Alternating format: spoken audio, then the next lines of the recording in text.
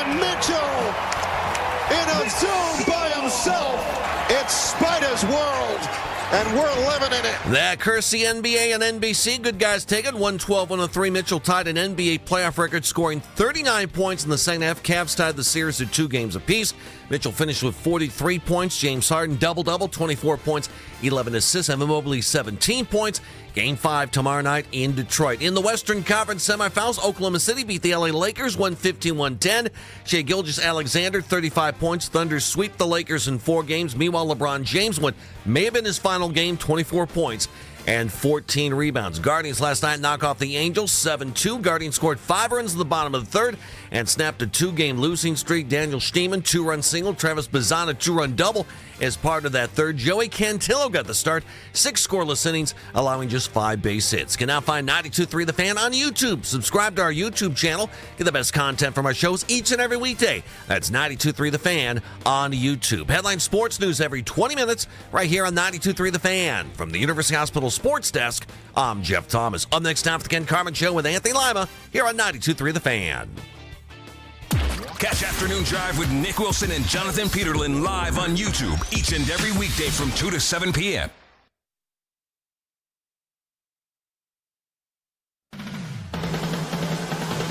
Tonight we're gonna take no prisoners. The Ken Carman Show with Anthony Lima. 15th turnover of the night for the Pistons.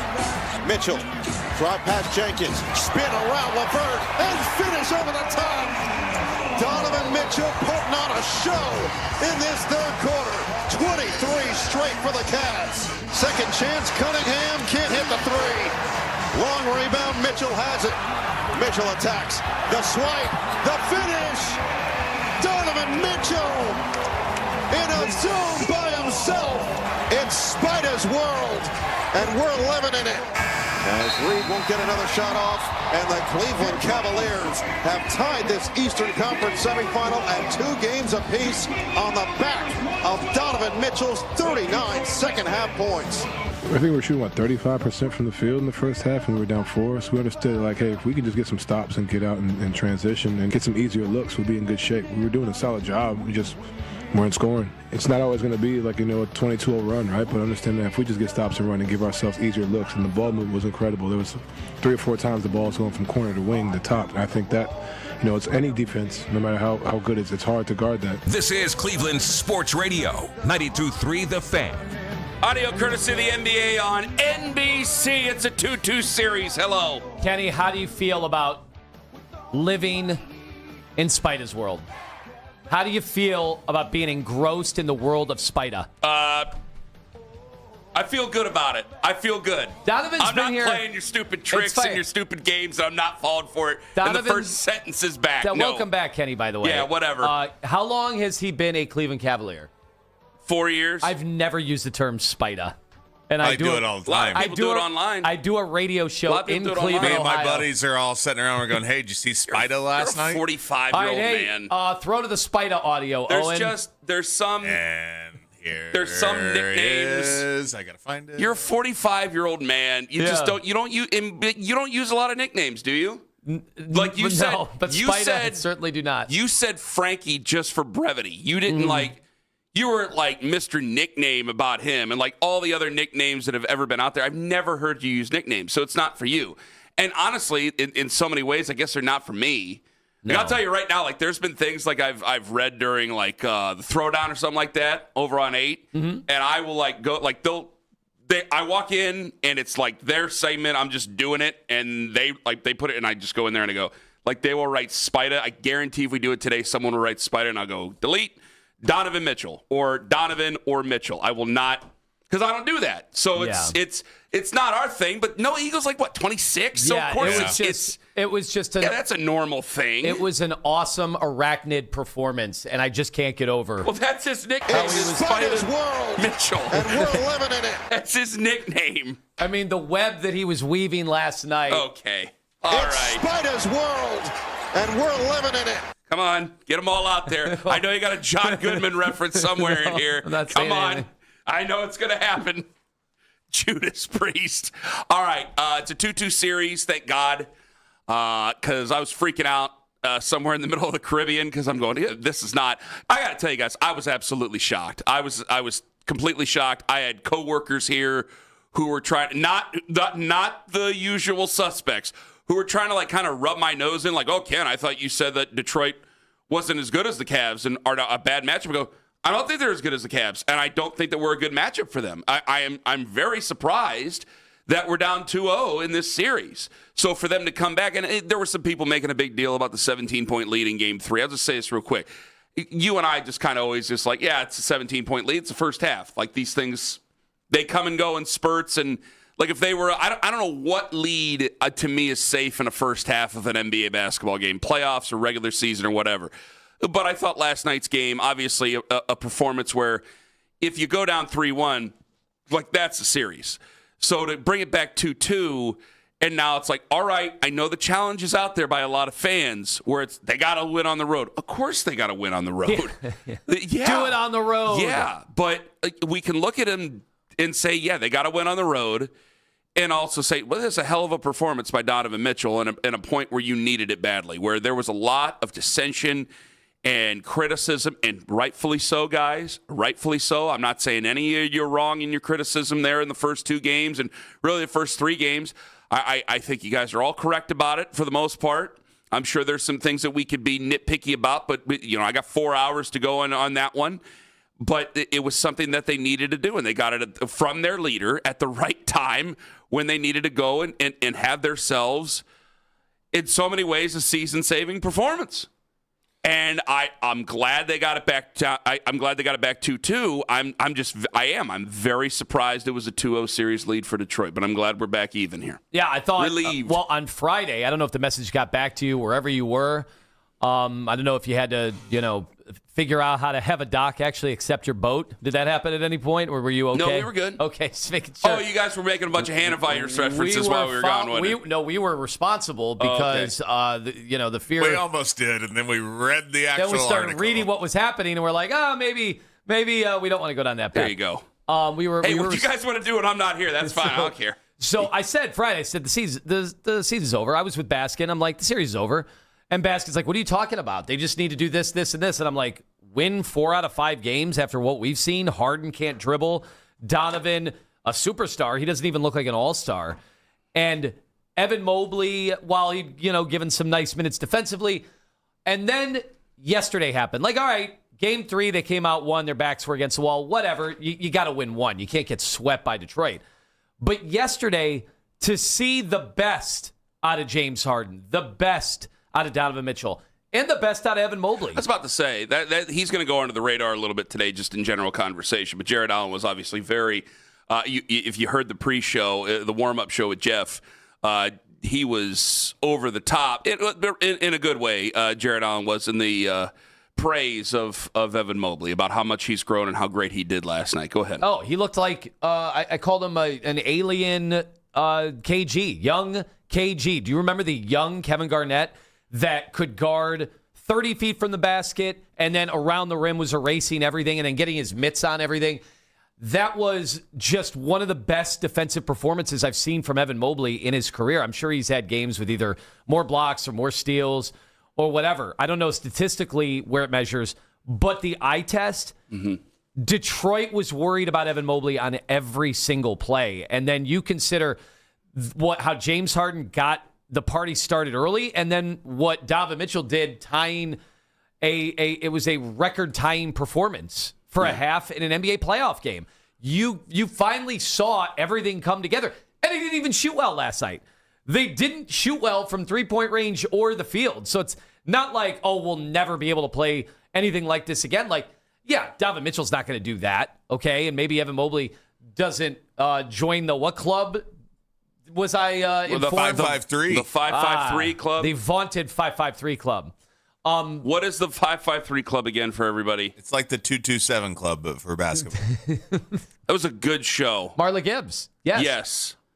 The 5 rebounds, 5 assists, 3 steals, 5 blocks. But he had 5. But he had 5 assists, 5 blocks, 3 steals, and to go with his 8 rebounds. Either way, it was an awesome, awesome performance from Evan Mobley, and for him to be able to show that, for Donovan to do that, and Harden, it all the synergy of everything coming together, where it was an ass kicking. I mean, the score is 9. That didn't feel anything like that. That felt like a total ass kicking in the second half. Wait, it's 5 blocks, 3 steals, and 5 assists from Evan Mobley. Well, it's not the 5-3-5. That would be the 5-3-5 is how the box score reads. I only care about the 5-3-7 club.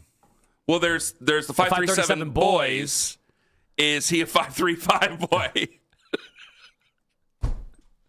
God in heaven. All right. There's one thing for sure. He's no Spida. Where did they... It's Spider's world, and we're living in it. Telling you guys, you better watch out. You better watch out. All right. Well, I kind of want to ask, are we back in control of the series, or are we just back to 0? Are we just back even? Yeah, it feels like I should point. It feels like it is. Like, yes, we know. They got to win on the road. You can't win the series. I think that's the way a lot of fans are going to feel today. And they haven't won a road game yet. Okay, so obviously important. I thought they got a better whistle yesterday. Will they get that? Will they get a better whistle? Don't give it away what we're going to sell at 6:23 because JB did what he does best. Well, and I railed on the officiating game 1 of the series. I didn't use game 2 nearly as much, but I thought game 1 it was ridiculous. We weren't allowed to contest any shots. Every single one was an automatic whistle, and it just felt like that the entire game 1. But we put pressure on Detroit in a way that we had not, even in the game 3 win. We put so much pressure from moment 1. And I know there was a lot of consternation about Atkinson going back to Wade in the starting lineup. But you just saw the havoc that they were creating. And I know Detroit erased that lead in quick order by the end of the first. But you made Detroit feel you from moment 1. And I thought that was fairly evident, that there was a different physicality. Like, you couldn't leave that game yesterday and question the team's toughness, which had been the buzzword in the catch-all that we use every time they lose a game. Yeah, it's been the way it's been over the last 4 years. The point where, like, we got so sensitive about that nickname that you notice, like, I kind of got defensive about the Indiana series, going, well, guys, wait a minute, they just got beat by a better team against Indiana.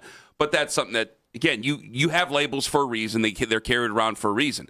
I just thought with last night, like, you should be back in control of this series. I still think you're the better team. I don't think, even though he was the best overall player on the floor last night, arguably you have the 1A best player on the floor at any given time. Well, Cade, you're debating whether Cade or Donovan is the better player. For an entire series, for an entire season, I think that Cade is taking over. Cade was better. Cade had a better year than Donovan, yeah. And so I know that's a controversial thing to say, but I think if you went like 10 out of 10 NBA guys would probably say Cade Cunningham right now over Donovan. However, Cade can't do that. He can't do that. He doesn't have that in the arsenal right now. And to see what he was able to do yesterday, Donovan was, I think in so many ways, I would not be surprised. I do think that the biggest reaction we're going to get is that we're just back even and that we can't trust them, things like that. But I do think that if you have the better overall team, which I still think you have the better overall team, Cunningham might be the best player on the floor, but I still think obviously you have the better overall team. Are they trusted enough to be said you're, quote, back in control of the series? I don't think we'll get a lot of people saying that this morning. I don't. I think that you'll get a lot of people who are relieved that it's back to 2-2, that you have to recenter yourself, get ready for Wednesday night. It's a quick road trip, but again, it's not that far away, so you don't have to really kill yourself getting around, all those other things. It should be a better scenario playing out for you. However, I just think that so many people just are not trusting of them, considering the way Toronto shouldn't have taken you to where Toronto took you. Let's be serious here. And then you go out to a 2-0 series deficit to start things off where, again, I was shocked and getting a lot of text while I was on the boat about how wrong I was. And I go, yeah, I was definitely wrong about that. I thought it would be a terrible matchup for the Pistons, and I thought we'd win in 5 or 6, which, okay, I was wrong about that, but I'm just glad we're back to 2-2 now. Yeah, well, it felt like there was it was hopeless earlier in the series. I know it was just 2 games. And that's typical thing to overreact, but just in seeing, you had to watch the games. All right, yeah, Cavs lost the first 2 games, that happens. But to see the way that they lost the games, where James Harden looked washed up. He completely looked washed up. Nobody could deny, even his biggest supporters could not deny how bad he looked in those first 2 games. And then Donovan, just seeing how far he was from the Donovan Mitchell that we had seen usher in these superstar playoff performances. And that was what he did yesterday. And James Harden, the last 2 games, especially in the clutch in Game 3, like they are playing a balanced game. What did James turn it over how many times yesterday? I mean, it was a total control over the affair the entire night. And that was what was so awesome to see. He had turned it over twice, only twice. Yeah. So that obviously That's a much good. better That's performance. A good amount. Hell yeah. Well, I'm glad you brought up James just because, again, in the first 2 games of that series, Philly fans started to emerge. Houston fans starting to emerge. Clippers fans, whatever there are, started to emerge about, hey, this is who we told you were getting. This is what you're getting here. So I thought it was obviously a big performance last night for James. Let me clarify. I'm not going to get – I know we've had this big fight with a lot of the naysaying fans over the season. This time, I can't blame you. It's a 2-2 series, but I think if I were to sit here and tell people they need to trust the Cavs and trust what's going on, I think that'd be pretty disingenuous by me here, considering the way that this postseason has gone. I got to tell you. I think you're questioning me, and I want you to get to that on the other side. 216-474-0092. Are we back in control of this series, or are we just back even? And JB did what JB does best, and I think a lot of Cavs fans would agree. Ken Carman, Anthony Lima, Danny Cunningham today at 9. A big Cavs victory as we bring it back 2-2 against the Detroit Pistons. Ken Carman, Anthony Lima on the Fan. ABC Equipment is Kubota of Cleveland. When there's work to do,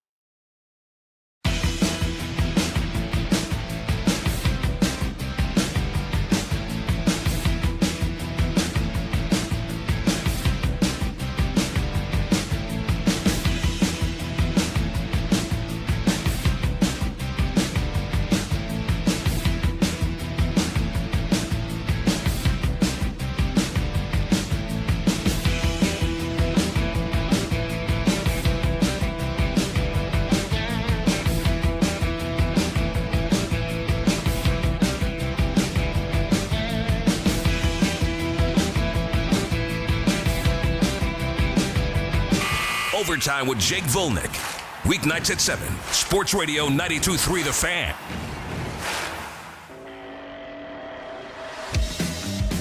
Yeah, definitely. I know it is for me. I think the biggest thing for us is in taking care of the basketball, getting quality shots. It's definitely sustainable. I think just getting a shot on the rim, whether it's for us or whether it's for one of our teammates earlier in the clock, I think that's been beneficial for our team. And we got to be even better going into Game 5 on the road. That's James Harden. He had 24 last night, considerably better than what he was in the first couple of games, and only had 2 turnovers in yesterday's game. 11 assists, and honestly, it should have been 19. The amount of threes that Sam Merrill, that he freed guys up. There were the hockey assists yesterday. The ball never stuck, except unless the possession was getting at the end of a clock or the ball ended up back in his hands. Yeah. That was the perfect synergy between James Harden and Donovan Mitchell. I mean, he needed it as bad as anybody could. I mean, the memes were back out. The jokes were back out about James Harden, playoff James Harden. He needed it badly. I want to go back to something before we get to the JB conversation because he did what he does best, and started complaining about the refs last night. And we'll get to that coming up here in a moment. When I brought up, I think it's most fun when you can stand and really grandstand towards one side or the other. I don't have that feeling right now because it was a 2-0 series lead for Detroit. Yes, I feel you should be back in control of this series, but I think if I were to say that, I think it would come off it would come off pretty transparent, and you could see right through it. I just don't feel that way, and I think that there's a lot of fans who are. I don't want to take it the wrong way. I think a lot of people are just they're relieved we're back 2-2. We're back even in the series. I don't think that they're being naysayers. I just think that they're relieved and going, okay, now the next step is winning in Detroit on Wednesday. And I think that's a perfectly fair assessment, considering that maybe there were some people who were just as surprised as I was, because I thought that we were a terrible matchup for Detroit, with or without Cade Cunningham. I thought we were a terrible matchup for Detroit. It wasn't something that we just said after he had the injury. It was something that we had basically said all throughout the season. It's like, man, if we match up with Detroit, it seems to be a pretty good matchup for us. And in what Donovan did late yesterday was superhuman. I don't want to have him go do superhuman stuff throughout this game, because there was other things that I think that they did well. They scored off of turnovers. I think that was basically the difference when you look at the final score. I think they scored 9 off of turnovers last night, and that means if they won by 9, I'm just going to put 2 and 2 together. It's not that simple, but I'm going to simplify it that much. I thought it was a great team-oriented win. Even how Donovan Mitchell played, I thought it was still that great. I just think that a lot of people are going to, rightfully so, kind of tap the brake a little bit there. Did you agree or disagree at the end of that the segment? I think that's totally fair. Look, we're still underdogs. You got to win on the road. The game has been officiated completely differently depending on where the games are, and that does matter, right? You have to take that into consideration. I thought we got totally homered in Game 1, and Detroit feels like they got totally homered yesterday. So how are the last 3 games going to be officiated? If you get to Game 7, road teams, I know we won our Game 7 at home with that incredible run before the end of the first half and out of the gates in the third quarter. But over the last 10 years, there's been a huge shift where the road team actually comes into Game 7 because the officiating is not as much a part of the game because they just let them play in Game 7s. So, you got to factor that in too, but you got to get to Game 7 first, obviously, which means you have to win one of the next 2. It's just, if you were to ask me point blank if the Cavs going to win the series, it's impossible to have a concrete. I'm being dead honest. I'm supposed to have an opinion on everything. Yeah. But I guarantee you, anybody who's actually formulated an opinion about this series has been wrong at some point already, because these games have been totally different. There's nothing in common with these 4 games. And the only thing I keep going back to, the only reason I would say, I can't say. Again, I would try to say that we're in control of the series, is you go back to guys like, I mean this is a litmus test in so many ways. You hear, when the games are on ESPN, I know they were on NBC last night, but when you have inside the NBA, when you have Charles and Kenny and Shaq, and just the disdain in their voices they've had for the Cavaliers. Yeah. Oh, yeah. Over this, not just this series, but I mean the entire playoffs, where they have been mad because I think they feel that they need to be playing at a much better level than where they are. So if they're that disappointed in these guys, that has made me more disheartened. If they can step up to that level, it's not just based on them, but I keep going back to that type of evidence where these are three guys who played the game. They know the game. I'm going to listen to their opinions. I don't think that any of them – Charles Barkley has a way of speaking that makes people laugh and makes people think, but I don't think any of them are really hot take guys. I just think they give their opinion in funny ways. And I think the way that they've said it, I think, is absolutely right. And I think a lot of Cavs fans would agree with them. Yeah, to me, normally it's always the national guys on a Cleveland team are over here, and the home fans, the homers, the delusionals, at least the emotional are over here. No, we've all felt the same way. We've all been disappointed in the Cavs. The team that I was doing rah in the lead up to the playoffs, trying to wake the city up. Then I watched them play against Toronto, and I'm like, no, you guys are right. You guys are right. This is a malaise, and this malaise carried into the postseason, and the malaise carried into the first two games against Detroit. And then it had me thinking, is it not even a malaise? Are we just not good enough? But last night is where you saw the talent edge. Yeah. Like James Harden is better, at this age, is better than what they have. Save the Karis LeVert unbelievable first half or whatever, because you're not going to see that again. He's capable of that every now and then, Karis. But Evan Mobley defensively, yeah, that's better than anything Duren can do. That's better than anything Isaiah Stewart can do. Like, run the gamut. And Donovan Mitchell, so as good as Cade Cunningham, and he's been on another level. He has a chance to be first-team All-NBA depending on the voting and the injuries that happened this year. Cade Cunningham has been a better player, better superstar than Donovan Mitchell this year. But what Donovan authored up yesterday is something Cade does not have in his powers at this point. And that's going into the series. Like, was it Channing Frye who I think was on the station? Like, going into the series, I was only seeing clips on the internet, so I want to get it right.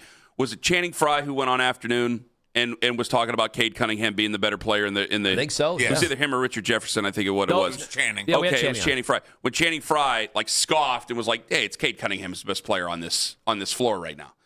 I know that we don't want to admit it per se, but I think that Cade Cunningham is in a place where maybe he could author that up in the future. I would expect much more out of Donovan Mitchell in this moment than I would out of Cade Cunningham. By the way, one team's in their first foray into the postseason. This has been over Cade and over can for score Donovan. 40. It's not like that. It's not a total assault on your entire city where nothing can be done to stop it. Cade is going to take a ton of shots, and he's going to get to the foul line. It's going to be bruising.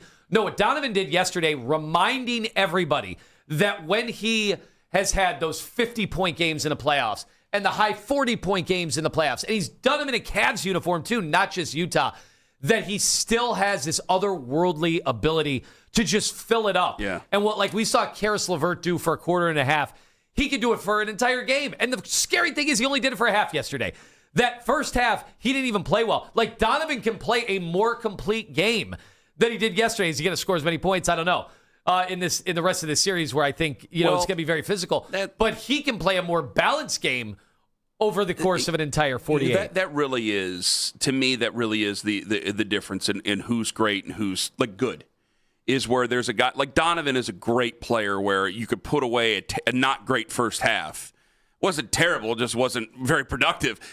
You could put away a not great first half and come out in the second half and do it. You're not going to do 39 in the second half every night, but to be a dominant type of player, we've seen that type of second half performance out of Donovan as well. Like, that's what changes between Donovan and a lot of other guys. I mean, you mentioned Karis LeVert. Yeah, Karis LeVert can have a good game, but is he going to be able to pick it up after? No, he's the sixth guy. So you're not going to really be able to start off the second half and just heat right up the way that you were supposed to do in the first half, and you could still salvage the game. Like, that's what Donovan did in so many ways. And then when you score 39 in the second half, you just end up being the most dominant player on the floor. JB did last night what JB does best. That was bitch about the refs, and here he is. It's unacceptable. It is. We didn't do enough, obviously, to help ourselves, and I'll start there. But, ever since we came to Cleveland, the whistle has changed. There's no way that one guy on their team shoots more free throws than our team. We're not a settle team. We're not a jump shooting team. We drive the ball, attack the paint.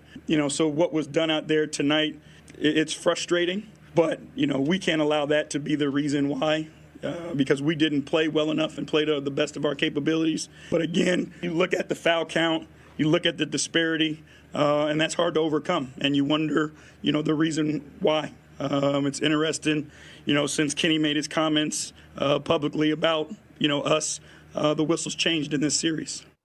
First off, I think he's right. I think a lot of Cavs fans would agree. And finally, we're getting the whistle going our way here at home. Second of all, my first thought is JB doing JB things. Like, I criticized him when he was in Cleveland because I thought he got distracted by arguing with the refs. I thought that there were times he let games get away from him emotionally because he was spending so much time in a ref's ear screaming at him. And then the team became a team of complainers. Yes, but I think that he brings up a valid point that we're going to have to bring up going into tomorrow morning, and really at later points in this show, we'll bring it up with Danny at 9, and then we'll have to bring it up tomorrow morning. Like, what type of whistle are we going to get in Detroit? Like, have we balanced it out? Now are we going to be fair down the line as best we are? Or are we going to get a homerific type of whistle over there in Detroit and then have to come back here for Game 6 and hopefully balance it out again? I think what Kenny brought up was right, and I think what JB brings up, even though, there's a history, and I've been critical there before, I think what JB brings up is a valid point. I think it's fair.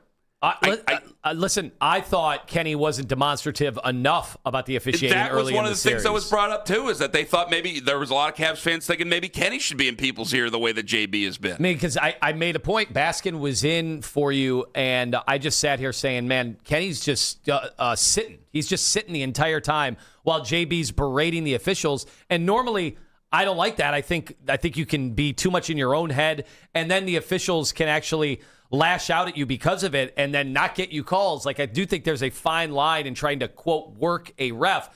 But JB did it, and it worked. All right, well, now it was Kenny's turn. I hope that we're not talking about officiating the final 2 or 3 games of this series. I hope so as well, but when you have 4 games like that to start things off, people like to complain about the refs in the first place. Mm-hmm. I think you are going to get some complaining coming up on Thursday morning after Wednesday's game. Danny Cunningham coming up at 9 o'clock. Are we back in control of this series, or are we just even right now? I think that I think you'd have to explain more if you want to say that we're back in control of the series. After a great performance by Donovan, after a great team performance, Evan was great, James Harden was great. I think there'd still be more explaining if you wanted to say that they were in control of the series, but I'm welcome to hear it. And I did listen to a lot of the station. I did have internet on the boat. And by the way, I found out exactly where we were going when I got on the boat. But I heard what you guys had to say about it. I think we're putting together a good team, and I don't want to mess that up. And so, no, I'm not giving anything up for this guy. Who that guy is, I'll tell you in 5 minutes on The Fan. Good name.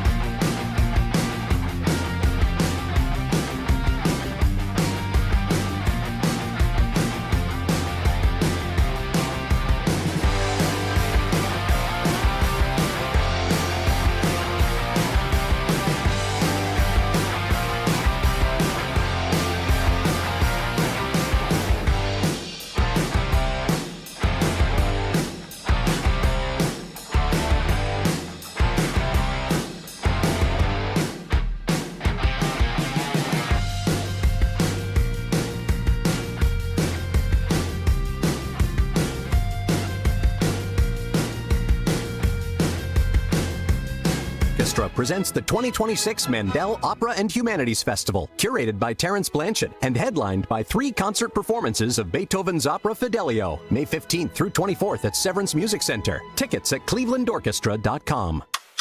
Count down the hours until tip-off with us, Baskin and Phelps. Weekday mornings starting at 10. Cleveland's Sports Radio, 92.3 The Fan. All right, I want to get to Thomas's call here about the Cavs. We got Danny Cunningham coming up at 9, and then I heard what you guys were saying during the week, and I just had to address something here. I've been champing at the bit to try to talk about this guy, and I finally get my chance after Thomas and Shaker. Hello, Thomas. Hey, Ken. Hey, I really wanted to get back on a couple weeks ago when I said that I really was looking for a superstar performance from Donovan Mitchell. Mm-hmm. Last night was what I was talking about. I always felt like Donovan Mitchell had that extra gear. And that Toronto series, it felt like our role players really cropped up Donovan Mitchell. Like, it felt like if I could expect 15 and 8 from Dennis Schroeder, I should be able to get 30 points from my superstar when the team needs them. Like, and that was what I was looking for from Donovan Mitchell. He looked great, man. I'm so confident going to Game 5. And I think we can get these Pistons, man. That's it. Thomas, I love it. Thank you very much for the call, and thank you very much for the warm wishes. I struggle here because it's not LeBron, and we're going to talk about LeBron coming up at around 7:20 this morning after we talk about what terrible accident nearly befell Lima's house yesterday, which ended up having cops and firefighters and the whole city of Bay Village coming around to look and see what happened across Lima Street yesterday. But when I see Donovan, like I've become very sensitive to the comparison to LeBron, where it's like, hey, you need to be able to turn it on and turn it off anytime you want. It's like he's not physically able to do that the way that LeBron was at 30 years old, at 27 years old, things like that. He wasn't able to do so. LeBron's still able to do it at 41, it seems. But he can still have a type of performance, a type of performance that is going to be inspiring. I don't know if he'd be able to do it against Oklahoma City in a finals. I know that the Knicks are scary as hell right now. Would he be able to do it against the Knicks? Well, he's probably going to need to do it against the Knicks because we needed him to do it today or last night against the Detroit Pistons. So that it makes you that much more confident moving forward, going, okay, where was the goal that we set? Now, some people said finals or bust. A lot of people said Eastern Conference Finals, more so said Eastern Conference Finals.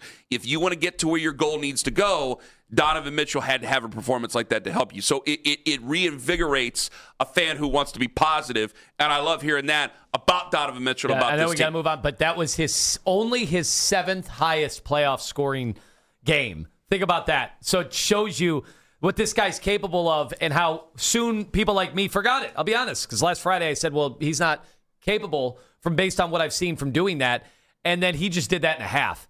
That's the scary thing about how Donovan Mitchell can turn that faucet on in a way a lot of superstars cannot in the NBA playoffs. 216-474-0092. I told you before, we got Danny Cunningham, Locked On Cavs, coming up at 9 o'clock. Are we back in control of this series? We'll get to the Cavs. Get back to the Cavs coming up here momentarily. I heard what everybody had to say about Brennan Sorsby. I am not nasty about the plight that he is in. I don't mean to be nasty about the plight that Brennan Sorsby is in, but I've been waiting to say this for a while. I think we're putting together a good football team. I think we're putting together a solid team, and I'm not willing to take that type of a risk on a player that is going to be the center of this universe, and you would hope to be for years to come, on a second-round supplemental pick.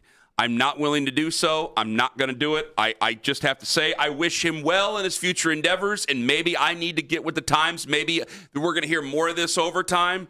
But with everything that surrounds him and everything going on, I believe the talent's there. The people who said that he wasn't even on anybody's radar before, those people are wrong. He's definitely was going to be on people's radar after this coming year with the way it seemed to be at Texas Tech, right? That pointed out, I'm not just going to fast track him to my organization. I don't think we're the right mix for each other yet. No, I'm sorry. Go ahead. Well, you can attack me on it. No, I don't want to attack because, first of all, let's be honest. None of us know the depths, the true depths of what he got himself into. Like, we do know that he wagered. Okay, a lot of college kids and a lot of current athletes do. You probably, you'd be naive to think otherwise, right? Now, the betting on his own team, okay, now there goes the orange dot, right? We throw the orange dot right down the drain. So we have to find out, like, how deep was he in and what led to the decision-making? Did he get out is it like a movie come to life where he owed people money and it got worse and worse? We could sit here and speculate all day, but we do know there's an investigation, right? So I just wanted to strip some of that away just to have the discussion, which I thought was a warranted one. Like, how big of a character concern is a student that gambles? Like, because, Baker Mayfield got arrested while he was in college. Is that a character concern? Yeah. He was number 1 overall pick. Well, like we could go through Deshaun Watson. How many allegations? I'm glad you brought that up. What do we do with gambling? Because now gambling's not new, but to have it out in the open the way it is today, have it be ubiquitous the way it is, where every commercial during a sports game or on the radio, we're in a very different place than we've ever been. So I just wanted everybody. And I think a lot of us are afraid to come off as hypocrites. Yeah. And I'll say it right now. Baker Mayfield getting arrested while being intoxicated in college doesn't make Baker a problem alcoholic for the rest of his life. Brennan Sorsby, from what I know, I mean, when you're going to therapy, do we have a problem now for the rest of our lives? Right. Is there something that needs to happen? Because I can't just keep your phone away from you your entire life. I can't do it. Okay, so I'm going to have the discipline, or you're going to have the discipline to follow along with this. Or, I have to ask, was this something that he knew he was going to be in hot water with the NCAA? So, hey, we're going to go get this taken care of here because we don't know necessarily what our future is going to be. And so until this can be all taken care of, we're going to go through the proper steps to look like it is. Because there's a lot of guys. Just real quick. Yeah. Again, and the Pete Rose thing, what I always laughed about when people would say, well, he wasn't betting against his team. And I'm like, it's not that far of a leap. Once you're a gambler, once you're a degenerate gambler, and once you're making phone calls from the clubhouse and you know information about other teams, then it's not that crazy to believe that you're going to get into hot water and then do whatever it takes to get out of that. My issue is I'm not trying to villainize him for gambling. Again, if you're on any sports sites whatsoever, whether you're basically your own YouTube page or whether you're on Sports Talk Radio, there's definitely something on your pages that has to do with sports gambling. There ain't no way around it, all right? It's not trying to villainize him. There will be other situations of this, obviously. But it's also, where are we at as a franchise? If we're talking about giving up second-round supplemental picks, talent's there. I watched him at UC. I saw that there was talent there. The people who know better, hey, man, he moves coverage with his eyes. There's things that he does. The pocket awareness is there. He's athletic. He was set up to have a really good season at Texas Tech. Let me just say this here, because I know there's going to be a lot more conversation about it in the future. Are we in a position as a franchise?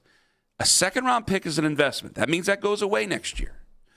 Are we in a position as a franchise to bring him in? That means that this would be right now, right? He would play in 2026. He'd be on your football team in 2026. After potential suspension. Are we in that position to be able to bring him in and then get him to take flight at some point, where I think a lot of us are saying, hey, we'll see where 2026 goes, but we're looking at that 2027 class. Do we need that as ammo? Because I look at what this team has done over the last couple of years. I'm really excited.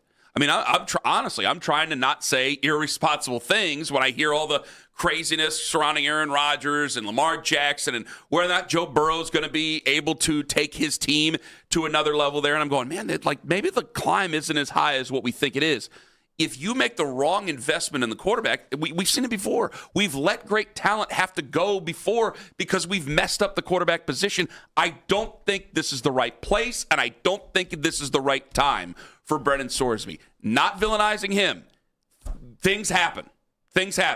Doesn't mean you can't get your life back on track if his life is off track. Because still some of me wonders what was done because of what possible NCAA infractions could be found. That makes me wonder. But I just don't believe this is the right place or the right time to be taking making such a strong investment and taking such a big risk. But it is also not a first-round pick, and it's not a year from now. So I understand. We don't have to worry about tanking. You don't have to be like, after every win, is this a bad year to win? Are you a middle-of-the-road team? And, this is a terrible year to be a middle-of-the-road team. I've been guilty of some get-rich-quick schemes when it comes to a Browns quarterback. And that's what I'm trying to avoid, man. But what's the opposite of this? Just waiting and hoping the quarterback falls into our lap. Like Andrew Berry loves value, is getting a first-round pick in next year's loaded draft in this year's second-round supplemental is at all-time value. Which is wasting more time with some talent that we already have. 216-474-0092. It's not a perfect answer. I can just give the answer that I truly feel that I have to give. Should they be open to Sorsby? I say right now, no. If you had everything cleared up into next year, maybe, but that's next year. I got to deal with it now in a possible supplemental draft. I say no. 216-474-0092. This is probably who the Cavs are right now. It's not great, but maybe it's something we shouldn't be freaking out about either. Ken Carman, Anthony Lima, take us with you to work on the free Odyssey app. XTEND.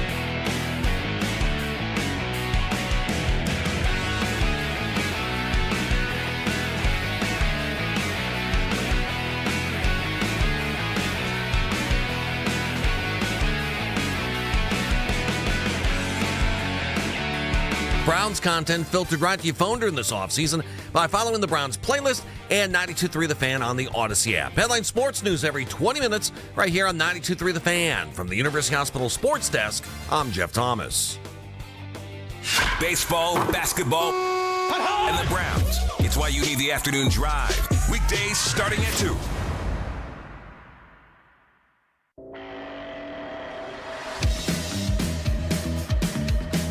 I'm going to get back to the Cavs here in a moment. And I know a lot of people, once the videos come out, Kenny, answer the question. Is Brennan Sorsby better? And my answer would be probably. Yeah, probably. He'd probably be the best option you have. All right? Just because talent has been there before, guys. Just because the talent's there doesn't mean he's going to have everything put together. And because of all the smoke that's going around, we're not the right investment for him. He's not the right investment for us. We're just starting to climb out from this mess that we have. These are good. Last year's draft class was excellent. This year's draft class looks promising. Obviously, they got to go out there and play the games. But it just feels like, man, we're just starting to get our bleep together here, man. We're just starting to find our way. Maybe we're starting to put together a culture. I'm hearing guys who have not talked nice about the Browns. I sent you guys that clip while I was on the boat. I had a chance to listen to a lot of podcasts, a lot of Cleveland sports talk radio as well. And I've heard some people say, some well-known NFL people say some things about the Browns that I don't think I've ever heard in my career or my life here over these last couple of weeks about what they did. And I just don't believe we're the right place or he's the right QB to make such a bold investment in the supplemental draft going, okay, we'll give up a second-round pick for the guy. Yeah, there's a backside to that. He could go end up being picked up somewhere else by the Jets or God knows who. What if the Steelers got him? Or the Steelers get him, and he can go on and have a great career, and I'm known as the guy who said, no, it's too big of a risk. Like, this is what you have to do. I can't just be open to everybody just because they have talent. There has to be another side to this, and I'm not trying to villainize him. Okay, you got a long life to live. Everybody can be redeemed if he has a legitimate problem. If he has a legitimate problem, because I still have to question why, what are the motivations behind it? Because of the NCAA stuff. If he has a legitimate problem, you can always redeem yourself. You certainly can. But that doesn't mean we're the home for you to be able to do so. It doesn't mean we're the best situation for you to be in. I'll admit, look, I'm not a scout. I have no idea. I was on the phone with Kenny yesterday, and I'm like, well, what if Andrew Berry told you that he was definitely going to end up a top 10 pick next year? If he's like, oh, yeah, there's a reason Texas Tech's paying him $5 million. Even he goes there. They got a ton of talent around him. They're going to be one of the most expensive rosters. You could see the path to him being a top 10 pick next year. And all I was like, let's just say the talent wasn't even in question. And it was just about the character stuff because of the gambling. When all was said and done, and the Browns would have to do their own investigation on how they felt about him. This would be like the once-in-a-lifetime Bernie Kosar situation. Yes, it would. Where you don't have to be bad. You don't have to go through all of this year and hope that a team with Myles Garrett is bad to get your quarterback. But also think about this. He's going to have rookie struggles if you go out and get this guy. Oh, yeah. So immediately, if I've already had information, there's conversations that we don't want to have. Just because they're uncomfortable doesn't mean we shouldn't have them, by the way. But there's conversations that I think that are going to bother a lot of fans, whereas if he goes out there and is bound to struggle at times as a rookie, especially with the Cleveland Browns, all right, are we going to start getting calls about what his intentions are? Are we going to start getting nasty calls about what is possibly lurking, things of that nature? I don't think that this is the right situation for him. I think a franchise that might have a better standing of it, maybe it is. Like, let's be honest here. Take the Browns out of it. What would you feel if the Jets got him in a supplemental draft pick?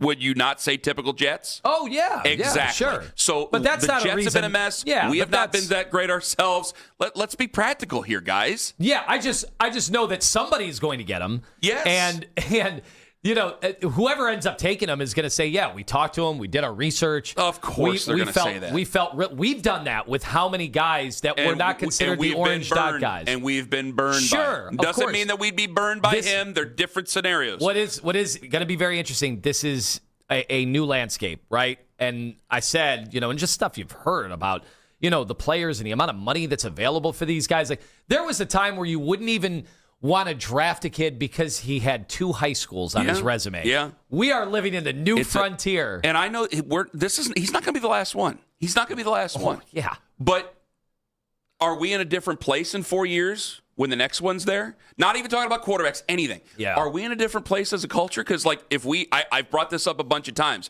The Eagles had been able to take risks on guys on defense because of the sheriffs that they had in their locker room. You're able to take risks on certain guys because you have the type of culture that could cultivate and hold them responsible to do so. Are we that type of culture? Not yet. Not yet. I think we might be heading there. Well, that'd be nice, huh? I think we might be getting there with some of the guys that we've taken who have been higher character guys, but we still got to get there, and I don't want to skip any steps to it. I don't want to try to skip any steps to it, because when we've tried to skip these steps, when we tried to take Baker and force him into leadership before he was really ready to be a leader, that's what stunted his growth here with the Cleveland Browns. When we tried to force something that really wasn't possible to be done with any sort of love and care and anything when it comes to Deshaun Watson, that has been an absolute mess, and you can go down the line. So why do I want to try to force this scenario here with this guy who, yes, is talented, and yes, may end up very well being a top 10 overall pick next year?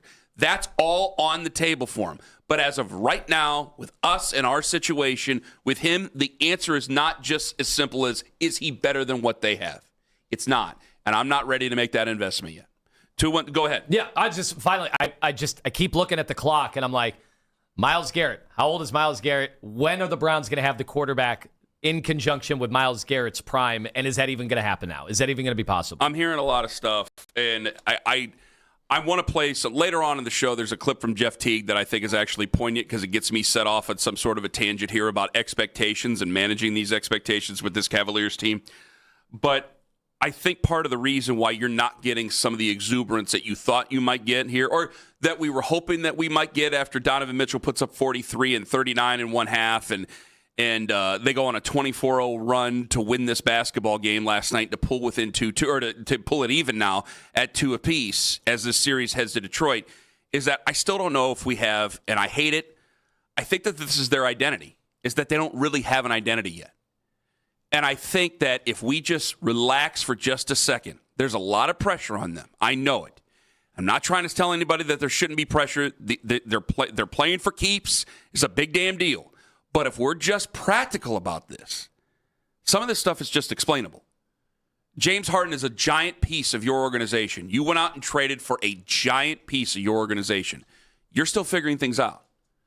And so maybe I shouldn't have been as surprised that it's a series that's 2-2 with a team that has been together, that showed some flashes last year, that obviously took the reins and took themselves to the number 1 seed this year. Maybe I just shouldn't be as surprised as what I was that they found themselves in a 2-0 hole, because I was shocked, guys. I was in the middle of the Bahamas, shocked earlier last week, because I couldn't believe that it was a 2-0 series lead for Detroit. And I'm getting nasty texts from people here at the station going, how could you sit here and be so irresponsible about this team during the regular season? I go, I thought that they were a much better matchup for Detroit, for us. And I think that some of this is just explainable as to you got some new pieces in here and you got to get the series figured out. That said, you got to go up there to Detroit and win tomorrow. I'll tell you what, like, obviously so much focus will be on Donovan Mitchell, James Harden as well. There should be. And, you know, they got just enough out of everybody else. I don't know how long. There's no mathematical formula for how long it takes to get defensive rotations down. But if Evan Mobley is going to play like that and be young Kevin Garnett defensively, and being able to go from three-point line down to the key, blocking shots, keeping them in bounds, tipping them to teammates, like the full gamut of dominant defensive prowess. If he's going to be able to do that, like, this changes the scope of who they are. Yes. Because they have not been a team that ever got those rotations down because they were never healthy, and then they made 2 significant trades in February. Do you, A, expect that type of pressure or that type of performance on Wednesday? Nobody would. 2, do you think it's even fair to try to expect that type of thing? I don't. So when you have when you have that performance, it was excellent by Donovan Mitchell. It showed that he's still a first-team All-Pro caliber player. It was awesome yesterday. But I still can't just turn around and go, okay, he should be able to bail us out for the rest of this series, and we shouldn't have to worry about it. Because then if I say that type of thing and jump to that conclusion, I think I'm going to say some really regrettable things. I'm going to have to answer for it on Thursday morning. I think if anybody tried to assume anything about this series after any of the games, like, all 4 of these games look dramatically different. I will tell you, I'm looking for trends, and one trend I absolutely love is I think they are wearing down Cade Cunningham. And that's the head of the snake. And if you wear him down, and this is what he looks like by game 4.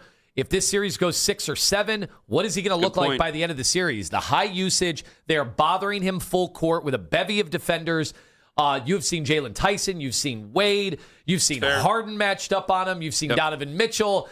You've seen some matchups I don't love, right, with those guys. But in the end, they've thrown so many bodies at him, and they've got so much attention, and they've shown every different type of defensive, every strategy, right? They blitzed him.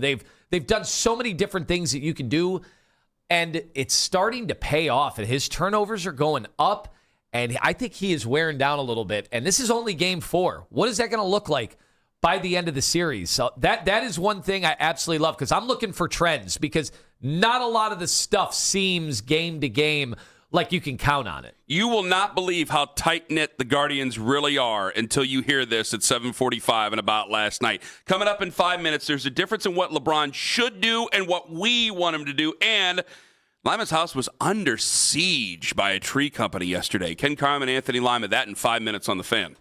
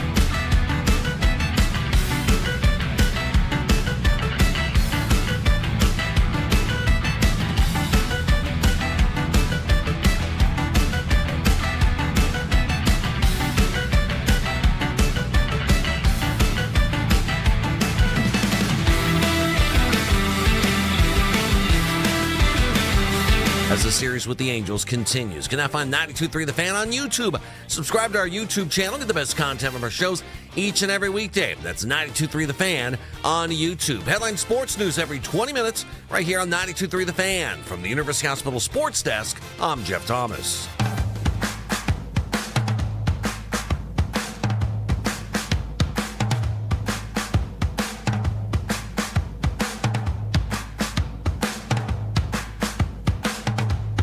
All right, back to the summer traditional, whether or not he's going to come back in a moment. However, you had a situation. I have seen the videos. I have seen the pictures. Made the news. Everybody thought I'd be trying to jam vacation stories in here because anytime you go on a trip, everybody tries to, they become a native of that land for a little bit before they come back. Portlandia did like a whole thing about it once. It was great.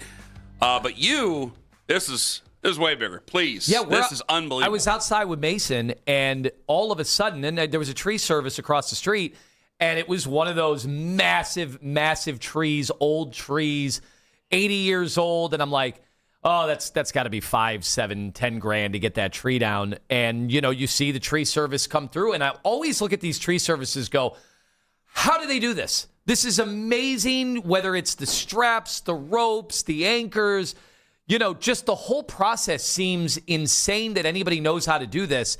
And it's why it's so expensive, right? Mm-hmm. Like, you understand how crazy it is and that it takes sometimes 2-3 days to handle something like this. They got to stop traffic for the whole end of the street. Like, you can't let any vehicles back there. And then all of a sudden, I hear this crazy noise. And when something goes wrong outside with heavy machinery and equipment, it makes a noise that you don't hear every day. And that noise was kind of terrifying. And I set my boy back inside immediately. Get in, boy. And I saw the semi, which was, help explain, Owen, the definition of the term. Yeah, it's a crane. It's a crane attached to what would be essentially a semi-truck. Yeah. That totally got uprooted upside down. It was hanging the wrong way, and it went straight up in the air. And then I heard a commotion. And I'm like, well, I didn't hear anybody scream, so that's good. So immediately I ran over, and, obviously these guys had lost control of the equipment, and the one guy was dangling in the captain's seat, up high. His door had flown open. I can't believe he didn't get tossed. I think the picture that you haven't painted yet is that the place where you drive that's normally on the ground was like, 15 feet in the air, 20 feet in the air? At least, yeah. At least. I mean, the pictures you sent were this has got to be I thought it was fake. This truck's front wheels have to be 20 feet in the air at least. Mm-hmm. At least.